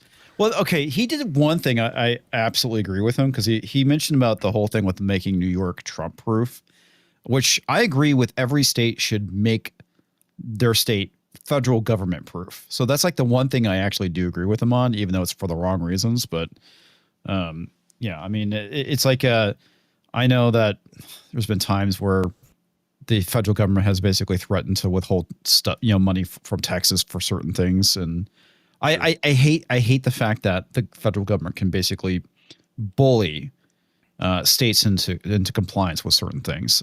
So that one thing I actually do agree with him on. Other than that, fuck this guy. Toxic Man Flu for $5. Didn't SCOTUS rule that Brahma and Chad had to start using, I'm assuming that was inflections while speaking on YouTube? It's Chard, not Chad. Chard. Yeah. And it's well, Scouts. he also said Scouts, so I'm thinking, is Toxic Man he's Flu typing on his phone. I mean, is he a former Scoutmaster that did things with people? Is that what he's trying to get at? I think he basically was saying that he was Brahma Scoutmaster and he charred Brahma. He's like, I met a young Brahma and I had him sit in my tent, and I said, "Hello, do you know how hornets can penetrate men?" The only person we know that's been charred is Mad. Yeah, well, there's that. Where we do not have the same level of support at this very moment. And what I want to say is that it is critical that in the way that we organize, in the way that we set up our work and our priorities, that we do not leave any one issue for the other, that we do not meet a moment and only look at what people are ready for, but that we are doing both of these things in tandem, because it is critical for us to both meet people where they're at and to also organize for what is correct and for what is right, and to ensure. So this is a good intro to his mindset, right? He understands that people are not at a place where they want communism, so meet them where they're at. And this is when he ran his campaign. He ran it a little socialist. He ran it on issues of populist issues like rent's too damn high, food's too expensive, things like. And he doesn't really, when he was running and doing these nice ads, he wasn't getting into his policy specifics. That's all on his website and things like you don't. He's basically the political equivalent of a date rapist, where he he got in the door and now he's going to force it on you, the communism. Mm-hmm. So where does he implement the global intifada and conversion to the well, that's the other thing. He has Islam. made various statements about wanting to burn down a certain country. I saw quite a few people on Twitter, including Nina, who is like, okay, I get that he's a socialist, that's bad enough, but where is he actually doing anything that it's a problem that he's an Islamist? And it's like, there is plenty of video of him calling for global intifada. So I think that's enough of the Islamist in him that it's just as bad as the socialism. But are those two things actually compatible? No, neither is his standing up for the LGBTQ rights. But okay, so here's a funny thing. That is part of being an Islamist, is you are allowed to lie to the infidel in order to get power so that you can infiltrate or do whatever. Yeah. So that you can then bring Islam to the infidels. Because they take over. So they police their own population. Mm-hmm. And make sure their population stays in line with the right way of doing things. And at the same time, what their view is they lie to the infidels. They allow the infidels to basically fall into a pit of degeneracy that will destroy their culture and their ability to wage war against that other group that they are. Mm-hmm. And that way they can see Europe. That's how they win. I was going to say, it's as if it's almost happening right now. And remember, actually happening right now. I'm going to just point out, from grooming gangs and other things that have happened in England, there are certain rules for how Muslim men can treat non-Muslim women, where it's not even something they'll get in trouble for. Not even looked down upon. Well, yeah, and the other thing too, it's how it used to be in the Middle Ages, where basically they're fine with slavery as long as it's not another Muslim. So it sounds like raping is fine as long as it's not a Muslim woman. Pretty much. Well, I would, yeah, because I know in India, I think it tends to be the Hindu that they'll casually Brahma before stoning. Yeah, that's right, casually Brahma. Yep. So this dude is a wolf in sheep's clothing. He is the Sadiq Khan of New York City. He wants to be that. If you want to see what would happen if he takes over, look at London. Mm-hmm. His version of moderating his position is no longer is still saying that instead of police, he's going to make de-escalation violence units that are made up of mental health professionals. Yeah, I remember hearing about that. Calls. That's fucking hilarious. Which This is right. BLM all over again. When they've got people lighting, police there's crazy people lighting women on fire on the subway, and instead of a police officer responding, he wants a social worker who's going to talk him down. So they could be lit on fire too. That'll be what happens. There was a funny clip, I think. You know, Donald, I'm all for it. This is New York. I don't live there. I said, go for it. I want to see the ramifications so we can all point and say, see, these policies don't fucking work. I'm totally fine with them going and doing this shit in New York. Yeah, I think that's I don't live there. I think it was Bush who said that as the alternative to. Yeah, he did. To basically just let the city burn. And he also wants to basically chase out all the billionaires, because nobody should be a billionaire in his mind. So he's going to raise taxes on them. It's amazing how the people who have the most mobility and ability to just pick up and leave and take their money with them are the ones they try to make the scapegoat. Right. It's like, and we don't want any billionaires in New York City. Congratulations, they've all changed their residence to tax-free states. Yeah, but that's the bad part of it, is a whole bunch of New Yorkers moving out into the red states again. Well, didn't they do something where they're going to, if you do business, I think he said this. That's right. One of his things I watched. If you do business in New York, we will tax you. Yeah, it's basically what California said. New York, and why so many companies got out of California is our reach goes beyond California. Oh, it doesn't matter. All right, so New York and California have what are called franchise tax boards. If you earn income in the state of California or New York, they will then be able to tax you, and they tax you on the full earnings of your business, not just the earnings you made in the state. Mm-hmm. So it creates what's called a jurisdictional nexus. And then you just don't do business in New York. Well, that's what you have to do. You have to you have to eliminate your jurisdictional nexus.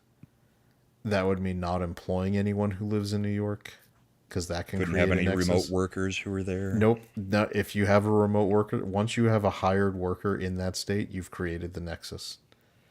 So what you do, Eric, is you wall off New York from the rest of the country. So that way, when they import all the illegals or whoever they want to import into New York, they are illegally entering the rest of the country. And they could be sent back to their country of origin, which is going to be New York. Then you get Kurt Russell in there. Well, that's it's run a few missions to address Eric's concern and what comics is saying. That's why I said red states have to immediately govern like red states, because the easiest way to keep your state from turning blue is to look at Florida. Florida added over the course of actually putting in reforms that were conservative, it's gotten redder and redder. You know what state didn't get redder? Georgia. They got wishy-washy and started being not like a red state, and so they've gotten purple. I live in Virginia. I saw it happen firsthand. Virginia used to be ruby red. It was solid as a red state could be. We imported a lot of El Salvadorians. Like Virginia has more El Salvadorians, I think, than that's why MS-13 was headquartered out of here in the United States. And it just and Colorado took in a bunch of Californians. And they came in and they all voted a certain way in Northern Virginia. And then government workers from Maryland who used to reside in Montgomery County, Prince George's County, or PG County as it's known, fun terms, they got tired of the red, of the blue state taxes and everything. And then they immediately moved in and built up Northern Virginia. And then they started voting blue and screwed up Virginia, and now they have high taxes and all the other things they don't like. It's funny how that works. But if Virginia had at the time in the 90s and early O's put in a lot of strong safeguards against election fraud, against some of these other things, it would probably still be a red state, because I believe they never let you prove it because they never bring a court case up. I believe in my bones that Northern Virginia specifically Fairfax County, swings the entire state through election fraud based on illegal immigration. Would not surprise me. And we've got somebody running for governor, Abigail Spanberger, who was a CIA analyst. And it just so happens that each time she was in a very competitive congressional district, they just happened to find flash drives with extra voting data on it that swung the election to her. It's crazy how that happened. Yeah, it is kind of strange. Yeah, it's not anything that we haven't said about other elections. Now, then Youngkin as governor puts in a protection where we switch to paper ballots, and now she wants to run for governor instead of Congress. Yeah. So, and by the way, she's bold prediction. She's probably going to win by 10. Winsome Sears is going to get boat raced in Virginia, and it's nothing against her. She seems nice, but it's not going to even be close. And it'll be bad for me as a Virginia resident, but it is what it is. Maybe you should be looking for jobs outside of Virginia. I love Virginia. I grew up here. It's fine. I mean, I landed here. I don't believe in abandoning it. The part of Virginia I live in is Trump 80-20. You know, it's. I would abandon Colorado in a heartbeat if I could. Wouldn't bother me at all. Fair enough. But yeah, I also hope that Trump, through his reducing the federal workforce, as I got doged as well, and a lot of other people they're talking about moving agencies out of DC's area. Like they want to move the Department of Agriculture to Kansas. They want to move like some of these agencies out into the real world. What will happen is the like blue crazy people, I don't want to live in Kansas. They'll quit, and then it'll be fine when it moves. I have hope that Virginia, not maybe this election cycle with governor, but by the end of Trump's term, there'll be a big difference. We can hope. Do we have any more of this video from this idiot? There's still another 33 seconds if you want to hear more of his socialism. Finish it off, I guess. Sure that over time we can bring people to that issue. The ramifications of victory here is the difference between life and death for so many of our brothers, sisters, and family beyond the binary across this borough of Queens. It's the difference between having cash bail anymore or not. It's the difference between having sex work be decriminalized and not. And with every battle that we fight as socialists, Night, Eric. We need to remember what the stakes are. Night. And ground ourselves in them and why those stakes are important and critical to us as individuals. Wow. Oh, yeah, that was another point he wanted to do, decriminalize sex work. Again, Muslim plan, make your enemy fall into a complete pit of degeneracy and be unfocused for your takeover. Yep. Talks, that's great news. Hopefully, that's good to hear. Oh, yeah, glad to hear it, man. Thankfully, that's good. That's very good.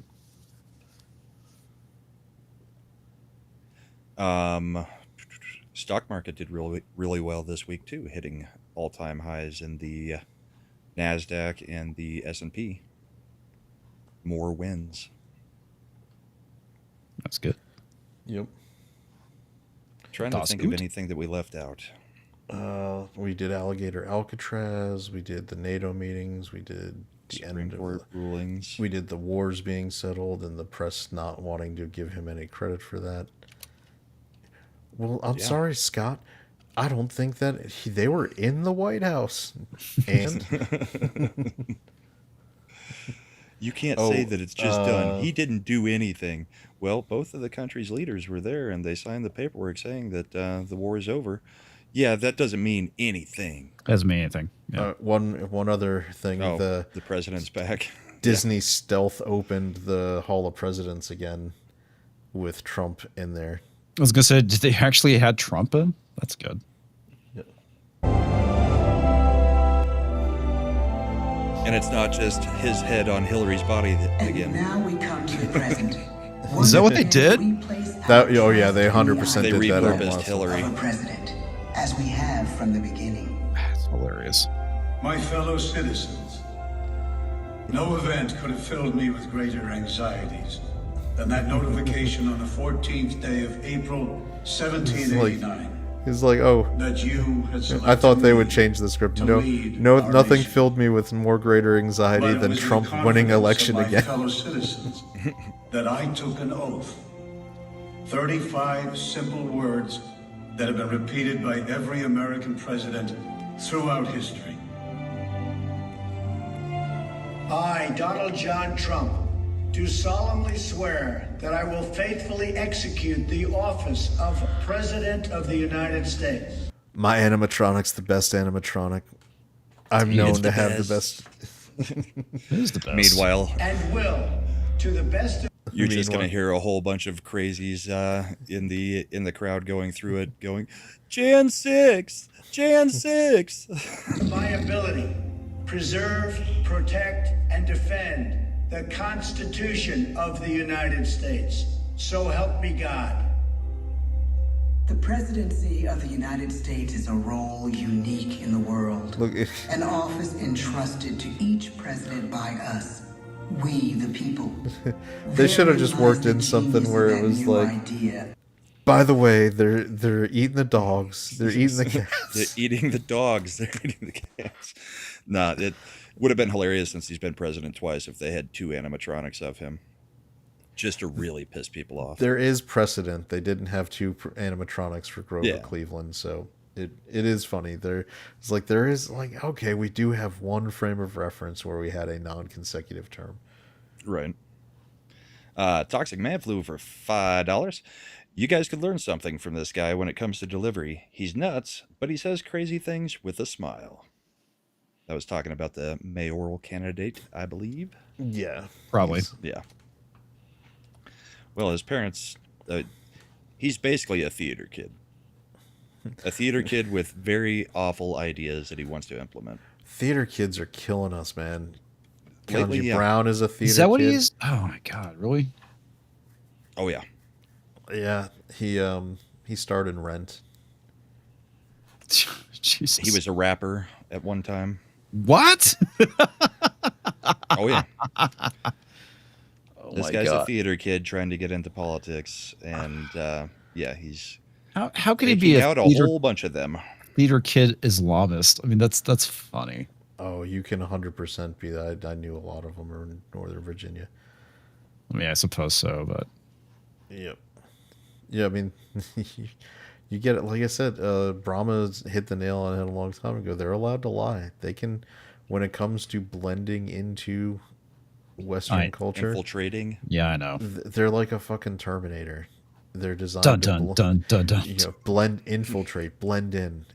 Which is kind of funny because, like, do you remember that movie from the 90s where it's about Yes. terrorism? I'm totally blanking on it. It has Bruce Willis. He's playing this general.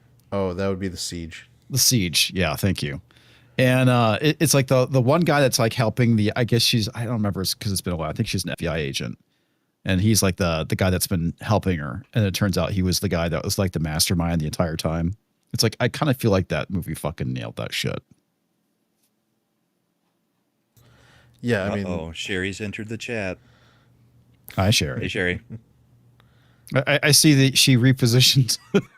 Yeah, she rotated them. She rotated them. Yeah. Tox for $2. BTKA. Beat theater kids again. I know we've got a lot of theater kids in our sphere, but there's some theater Technically, kids I guess really screwing us over lately. I guess I was a theater kid technically. Yeah. Really? Yeah. I took Did theater. you use KY or a different lube?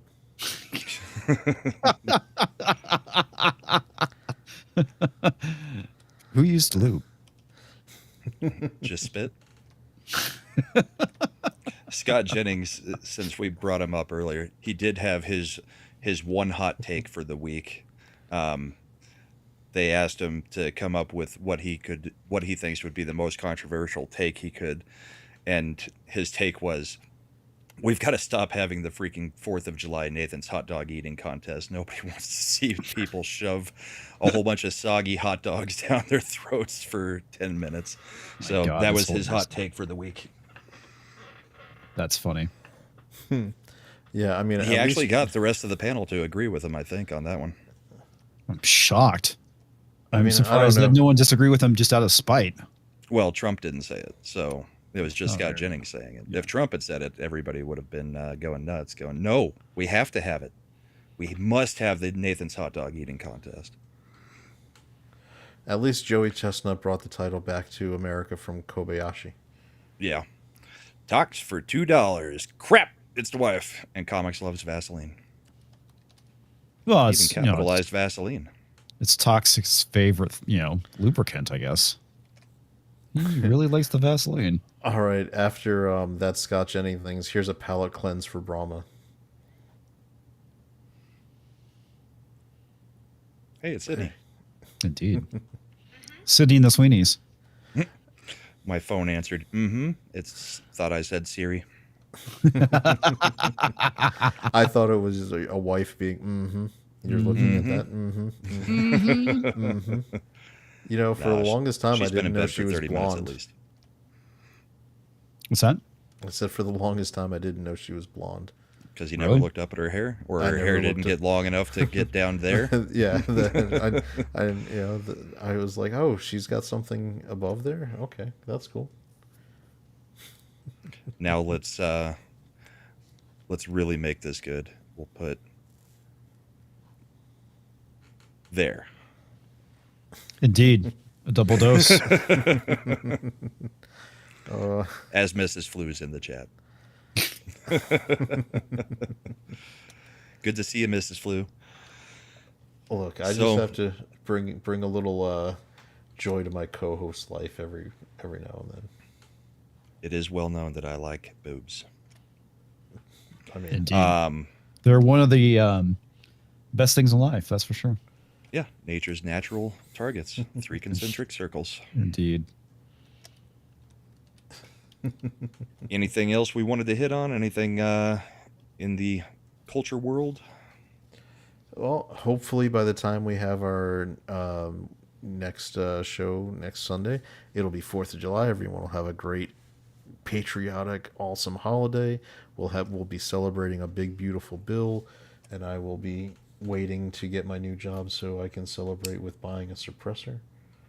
Nice. We will see about next week's show. I want to be in a world where I can have a suppressor on every rifle, like those cool kids. It would be nice. And if they come down, like I said, in Europe, they're like $20. And honestly, if the tax stamp goes away, you can, like, a suppressor is just a tube.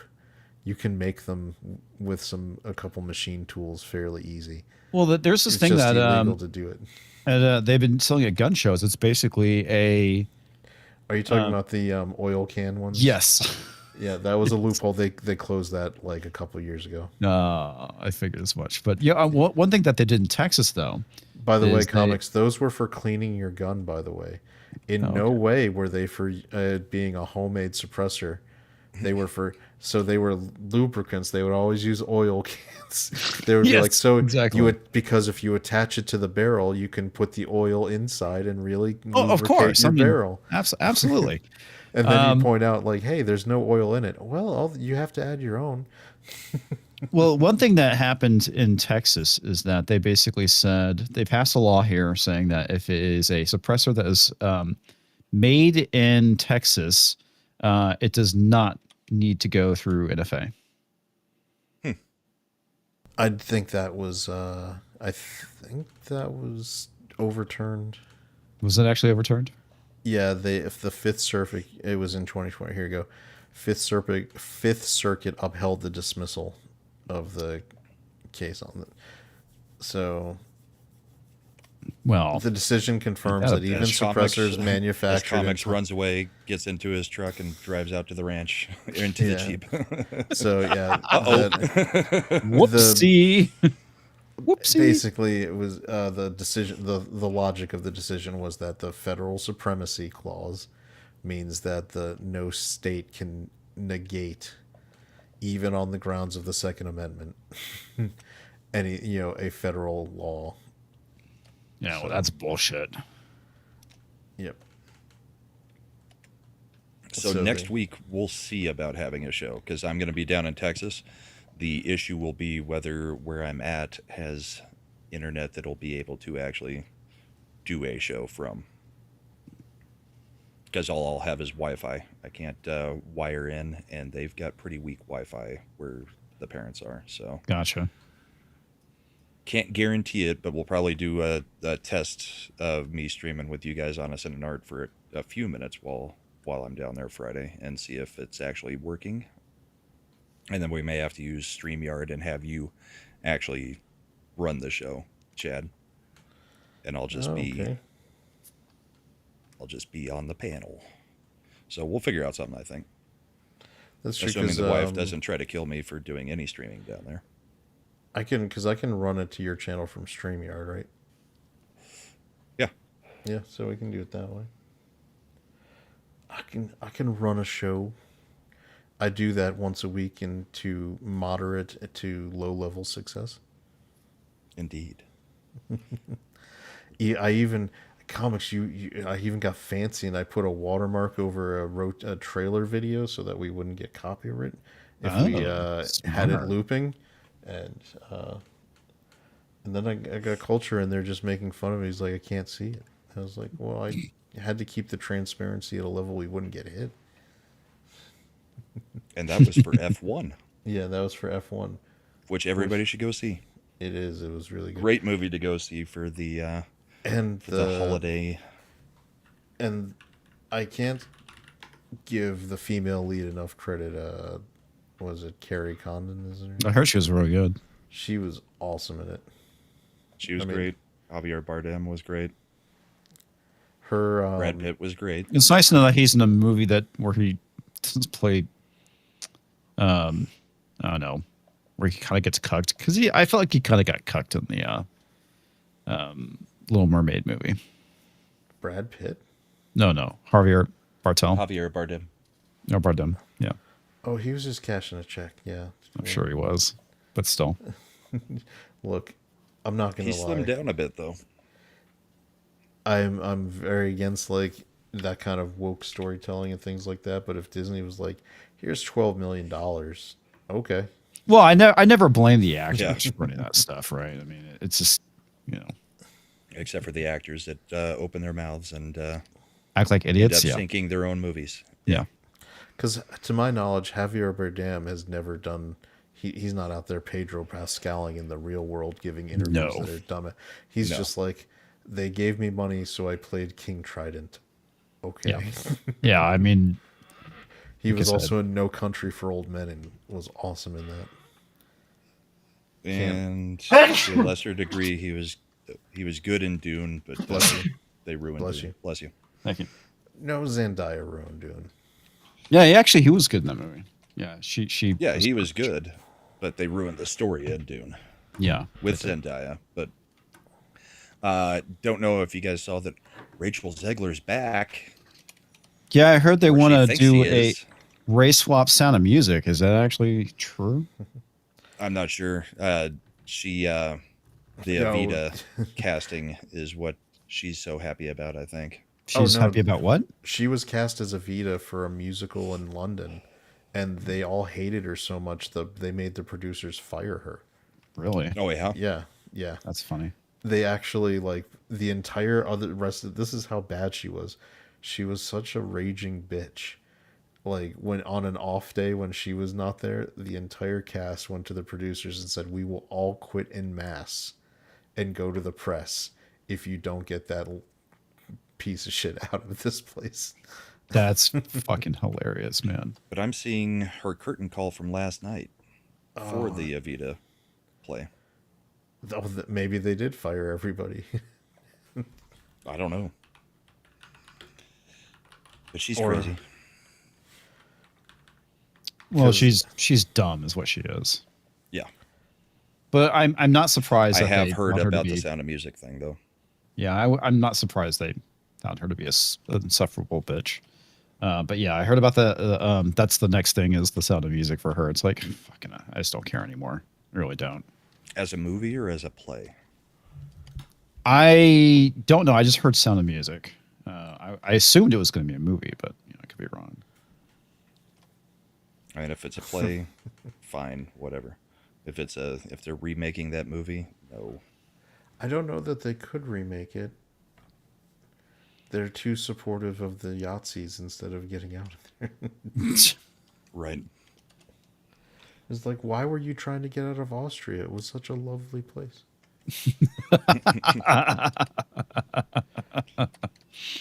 Yeah, they share a lot of end goals with the same people running for mayor of New York City. Solutions? Indeed. Final ones, Brahma. Yeah. Oh. All the kind very of solutions that once you're done, they're pretty happy with. No more work needed. Yep. By the way, if people want to ever learn about how that Yahtzee regime did things, they patterned their entire legal framework off the Democratic South and Jim Crow. They were very impressed with specifically the fact that in the South they actually had worked out the blood levels where it would be criminal to be, where they had half and half octoroons, all the they were like, oh my gosh, look, they've even got it all worked out. So this is the level at which someone is Jewish or not. Jesus. They were so that was the legal framework, was Democrats, Jim Crow South. That's where they got it from. That's hilarious. There was a really cool HBO movie in the late 90s about it, where it was the Colin Firth is in it. There's a lot of famous actors where it was the meeting, right, where they actually got together to come up with their solution, and it was to go over the logistics. You don't think about that. A lot of guys are just bureaucrats, the deep state kind of thing, where they're just doing a task. That's what we're gonna do. Talks live action Sound of Music the day the Germans bombed Mexico City for $2 over on Rumble. Thanks, Talks. I did watch Squid Games. I haven't had. It was pretty bad. Oh yeah. Yeah, they've pretty much sunk that show and the story completely. That's what a lot of people said with the second season.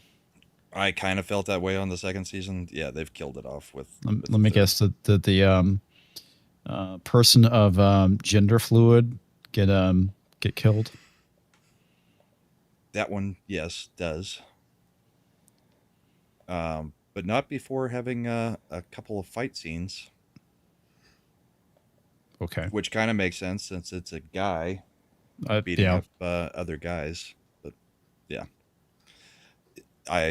my daughter hated it too, so it's pretty universal in the house that we hated this season. Wow, I mean, it sucks because the first one was so fucking good. It was. I mean, the first season was fun, but it should have just stopped there. Yeah, There's no, it no absolutely reason should to continue have. this. Yeah.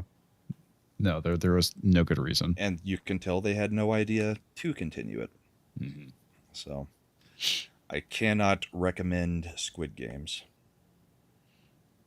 And there's really not much point in covering it on. I mean, we were talking about maybe covering it on your show, Comics, but there's no point in it. It's not worth it. I'm looking forward to Tuesday. I want to watch the final 3 episodes of Ironheart. Oh. Good for you guys covering that, because nope. Oh my God. The show is so amazing when you're talking about it. You got to watch it. Seriously. I am so totally it's chapped out on that. I have an idea for a video. I want to talk about it. I need to talk to Tox because I need some stuff from him. It's going to be kind of funny, but the funny thing is, if you don't look at it as this is the origin story of a hero, but the origin story of a villain, the show makes a lot more sense, and it's a lot more enjoyable to watch. She's absolutely a villain. Oh, I mean, absolutely. That's all she's been through the first 3 episodes. I love watching people going after Kata, because Kata, he's a good dude, and he is so spot on with a lot of the stuff with Ironheart, and just people going at him, and just like the fact that he just like rips them to shreds, and it's so fucking funny. Yeah. I will say it's a pop culture thing, but just to confirm, you remember our 28 years later review? Yeah. That movie dropped like a fucking rock from week 1 to week 2. I'm not surprised. It is 28 years later. Its 3-day is now, where is it at? I ended up not hating it, but it is slow. It is basically the other 28 movies. Yeah, it's 28 days later is really fucking slow. So yeah, did not excite me at all for the next one. So, How to Train Your Dragon, I don't know. That one had a pretty significant drop. Did it 47 come back again? 47% drop. Yeah, so 28 years later's drop was 68%. Dude, that's devastating. That is not good. So that's worse than Marvel at this point. Its 3-day was 9.5 million, so it's toast. Yeah, I don't think How to Train Your Dragon is going to hit $1 billion. I think it'll get close. It just crossed 200 in the domestic. Did Stitch end up hitting $1 billion yet? I think it's at 400 domestic, so it might. Let me. It was pretty close. It was above 900 last week, I think. Lilo and Stitch, it's 924. So it's 924. I think Disney's going to keep it out there. So it'll chug along. It made another.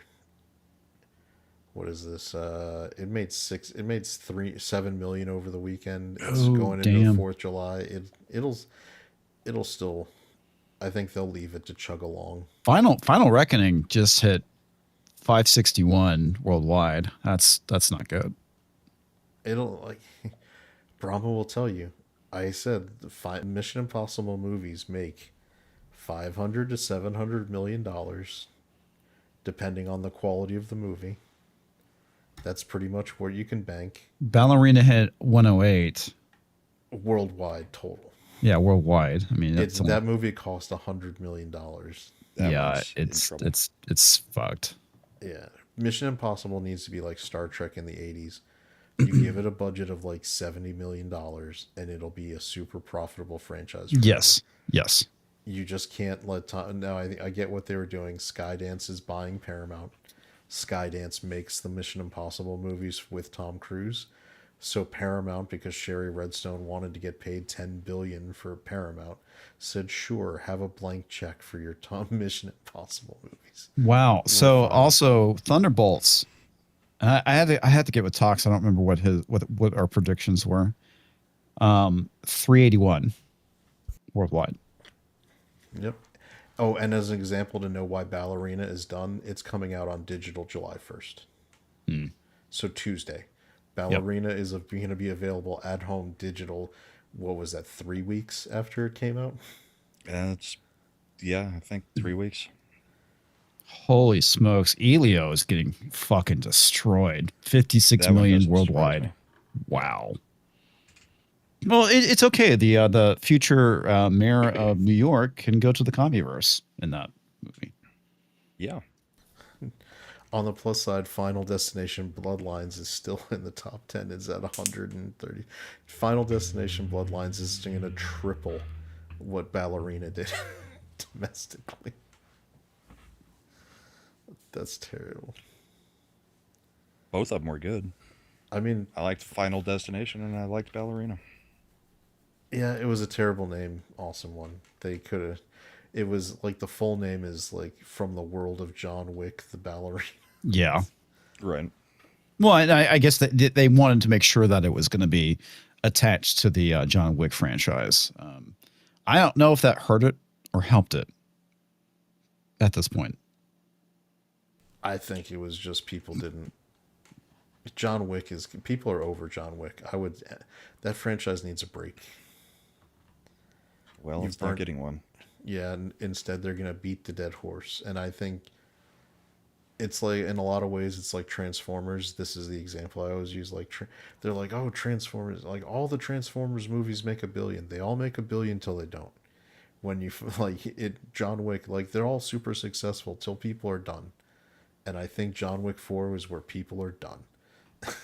Yeah. So it's gonna be let's see, worldwide for How to Train Your Dragon 454. I think it'll get to somewhere probably close to the mid upper fives. So now that's crazy that it's not. I think it got Lilo and Stitch was still making money. It kind of ran into that buzzsaw. Toxic Man flew for $2 over on Rumble. Actors and movie crews need to get used to making way less money personally as movies die. And you had me at I need to get with Tox Comics. Yeah, I'll talk to you about it tomorrow, man. It's I have a funny bit kind of planned for my review. No, it's not really a review, just talking about Ironheart. So I'll ping you about it. I think you'll find it funny. Hold on a second. I have to look up this true. Arby's this has to be a joke. What? Arby's acquired Buffalo Wild Wings in 2018. I did not know that. Crazy. I didn't know. They bought them for $2.9 billion in 2018. So I just saw a meme joke where it was like, Arby's is acquiring Buffalo Wild Wings, and somebody responded, "Where the F did Arby's get $2.9 billion?" It is true. Out of all of the I like Arby's, but there's never anybody there. Anytime you go in there, it's like you're the only person in there. I mean, it's weird. It's when they have the meats. I get it. They have the meats. But the curly fries are what is their selling point. Curly fries are good. Their French dip is great because the au jus is very good. Which the au jus is often more important than the meat on the French dips. Yeah, I agree with you on that. That and the bread. You need the right crusty, kind of bread for the au jus. Yeah. I missed when Buffalo Wild Wings actually was affordable and good. Anymore, it's like 12 wings is like $20. Jesus. I remember in college when we would just go and it was 25 cents a wing, and we would sit there for hours. Just order more wings. Here's another $4. We had a place, a sports bar near my high school, and it was like Wednesdays. I think it was Wednesdays, where they would do like nickel wings. Yeah. And man, did all of our entire male demo of the high school would descend on that place and just destroy those wing platters. Yeah. It was I felt bad for him, man. I've never understood how wings have gotten to be one of the more expensive food options for I don't get it eating because out in general. When you buy them in the store, they're still cheap as shit.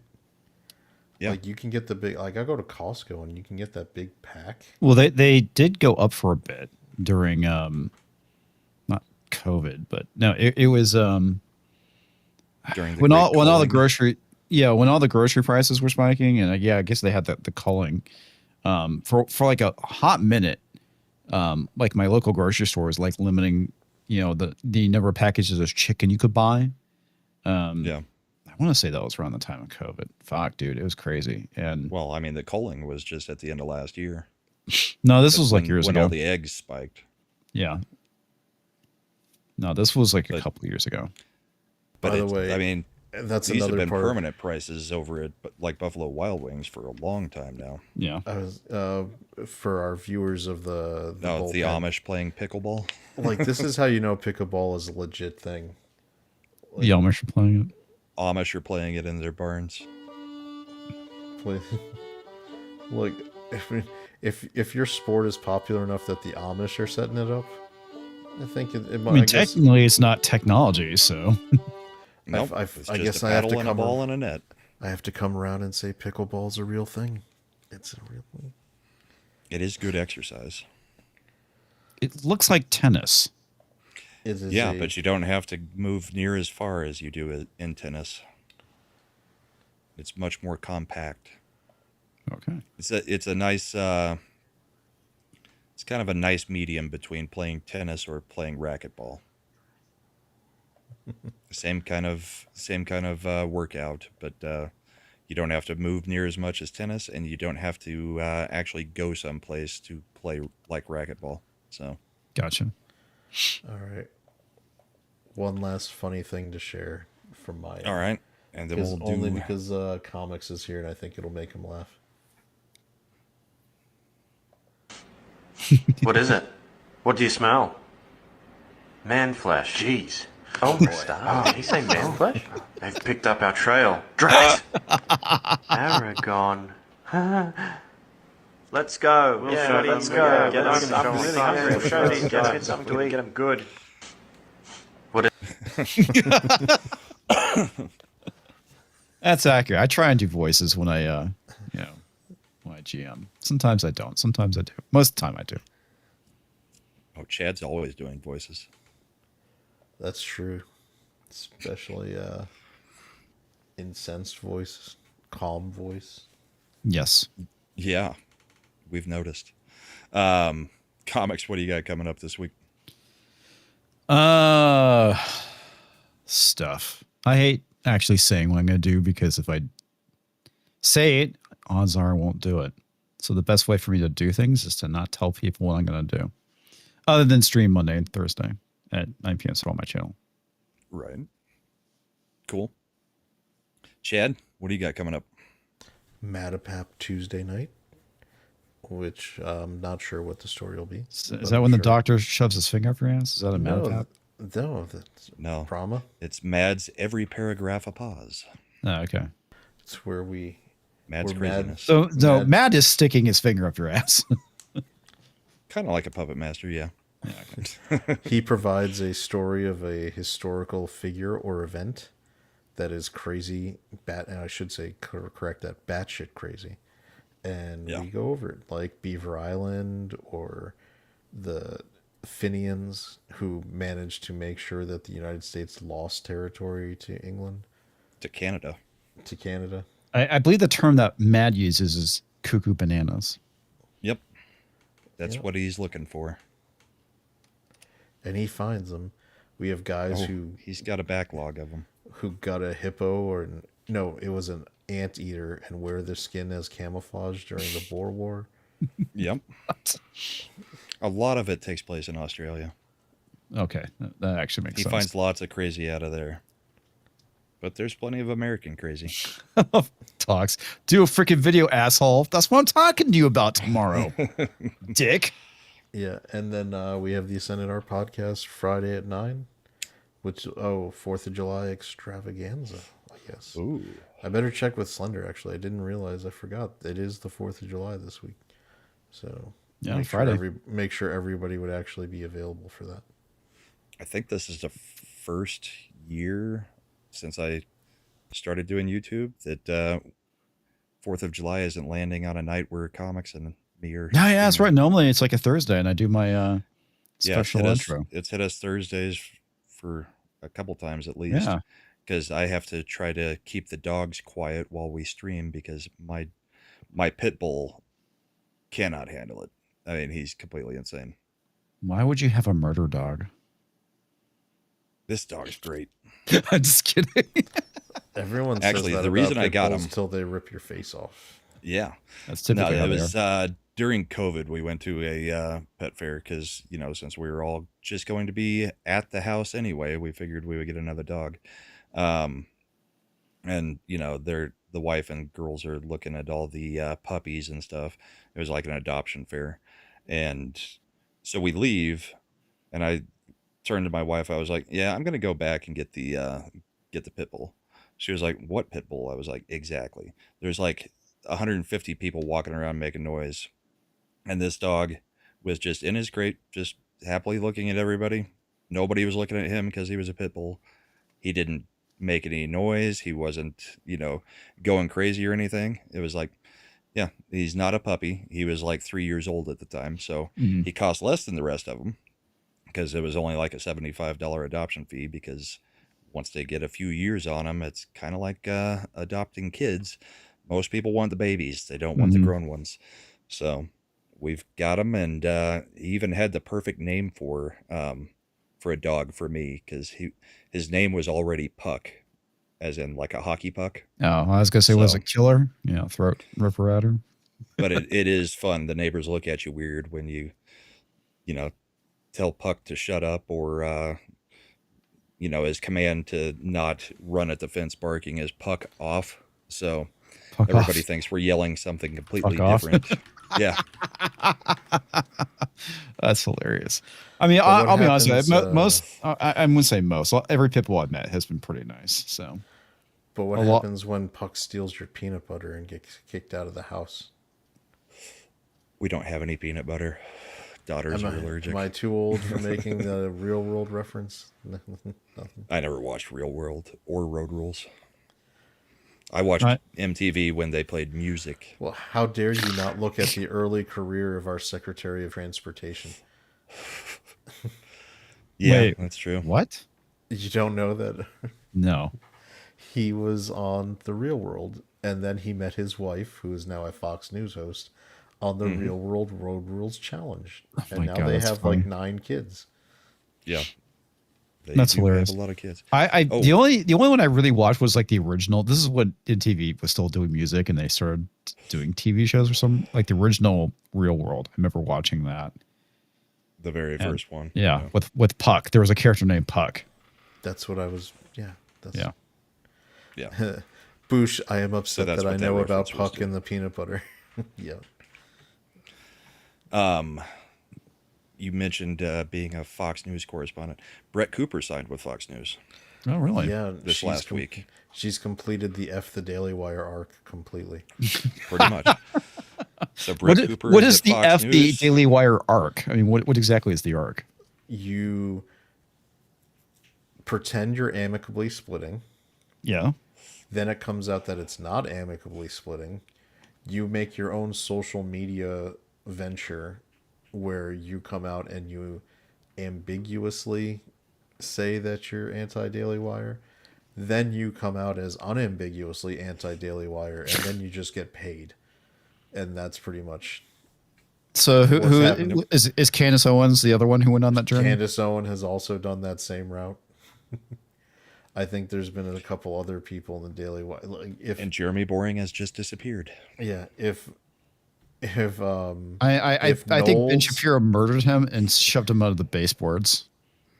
Well, I think he's still doing their monthly, where they actually do the live get-together show in Nashville.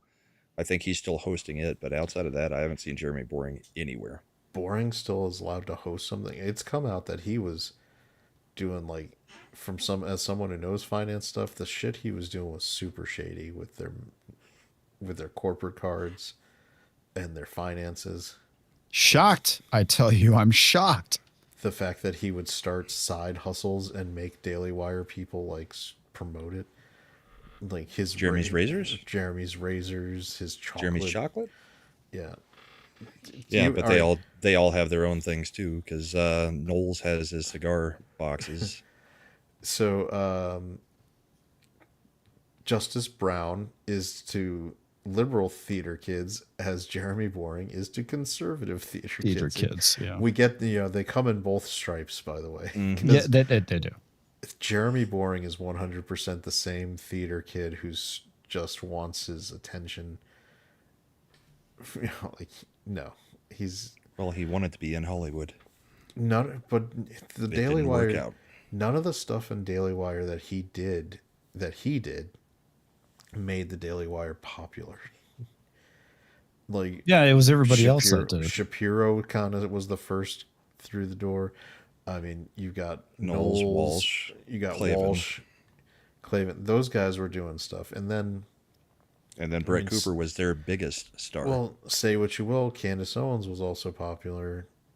Walsh and then Brett Cooper was like their superstar and up and coming. I mean, at this point though, they should feel very lucky that they separated from Candace when they did, because Candace has lost her damn mind. So, did it ever come out as to why Brett Cooper ended up getting booted? Problems with boring. No. Okay, that's no shock. And I think her contract was coming up, and I don't think they wanted to pay her. Because they obviously thought anybody could share this show. Yeah, Jeremy Boring. And Reagan hasn't proven that out at all. They're only getting like 16,000 views with 9 million subs. And the subs have been dropping. I think it's down to 4 million or something. Meanwhile, Brett Cooper had 9 million. So, but I think this is Fox's attempt to try to get Gen Z to actually pay attention to them in any way, or the millennials. Mm-hmm. Because everything is boomers and Gen X. Go figure. All right. I want to show you. I want to show you guys something. I showed it to my wife. I think it's hilarious. She thinks it's stupid. I'm going to ask you what you think. Okay. Because there's the AI videos, right? This one is like, what if there were influencers on the Titanic? Oh my God. Floating hotel for the next few days. The vibes, immaculate. The luggage, lost. The dream, alive. Tonight's menu? 14 courses and emotional whiplash. 1 fork per bite. I feel important. Trying cold plunge therapy like the rich people do. This hallway's a little damp. But I feel centered. Accidentally found the best incline workout on this boat. Legs, screaming. Core, engaged. Trauma, repressed. Snagged the cutest little rowboat for a solo escape the crowds moment. Solo escape. Super exclusive. No wait list. I'm not saying things are falling apart, but my mascara is waterproof and still failed. The stars are gorgeous, though. Okay, slight hiccup in the itinerary. 10 out of 10 would not recommend. Like and subscribe for more luxury travel wrecks. No, that's pretty good. Because it captures what these influencers are like. So, like, everything is like just like, look at the vibes, man. Yeah, that's funny. Snagged this little rowboat, perfect. Super private, super. The hallway's a little damp. Yeah. Cold plunge. The only thing that would have been better is if, as she was saying she was working out, if she was like, "Why are you looking at me?" Those gym girls. Oh yeah. So as for me, this week I've got Monday night and Tuesday night. I'll be on comics on Monday. Tuesday I'll be with Mad, and then I think I'm actually going to be traveling. Wednesday night? Is it Wednesday or Thursday night? But I probably won't be on any shows until maybe Ascend and Art on Friday. We'll see. Towards the end of it, and then we might try to do this show next week. We'll see what comes. But yeah, I'll be out of town until the following week. I'll get back for the following Sunday. So I'll kind of be off the air for a while, and it'll be a good break. So I hope everybody has a great week coming up, because the weekend's over, and we're going to give you your end credits, which we'll continue to talk over because I still don't have music made for it. So night, everybody. Night. Hey, there's the members. There they are. All those members. Now I got to add 10 more from tonight. That's a good thing. Thank you to Copy Kitty and Eric K for those gifted memberships. And thanks to Tox for the Super Chats and Rumble Rants. Hey, Andy. Good to see you.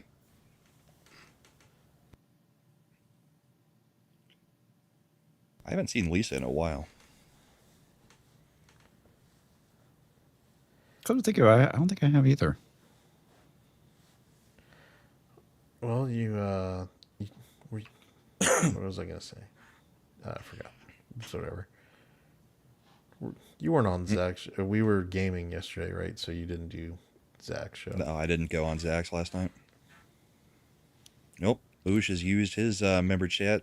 3 months membership. He just says, boom. Boom. Boom. I don't Boom. know. BOOM. Boom.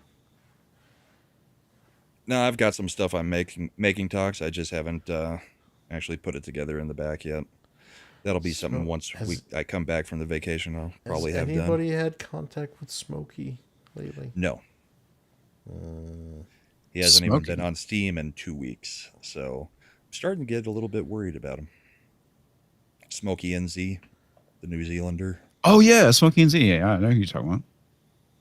Yeah, he hasn't responded to DMs from any of us. He usually games with us, and we haven't heard anything from him for about 2 weeks. So haven't seen him in any chats either. So it's getting a little worried. Good. Yeah.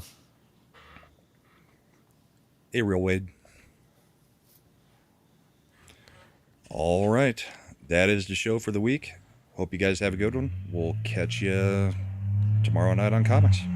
Later, everybody. See ya.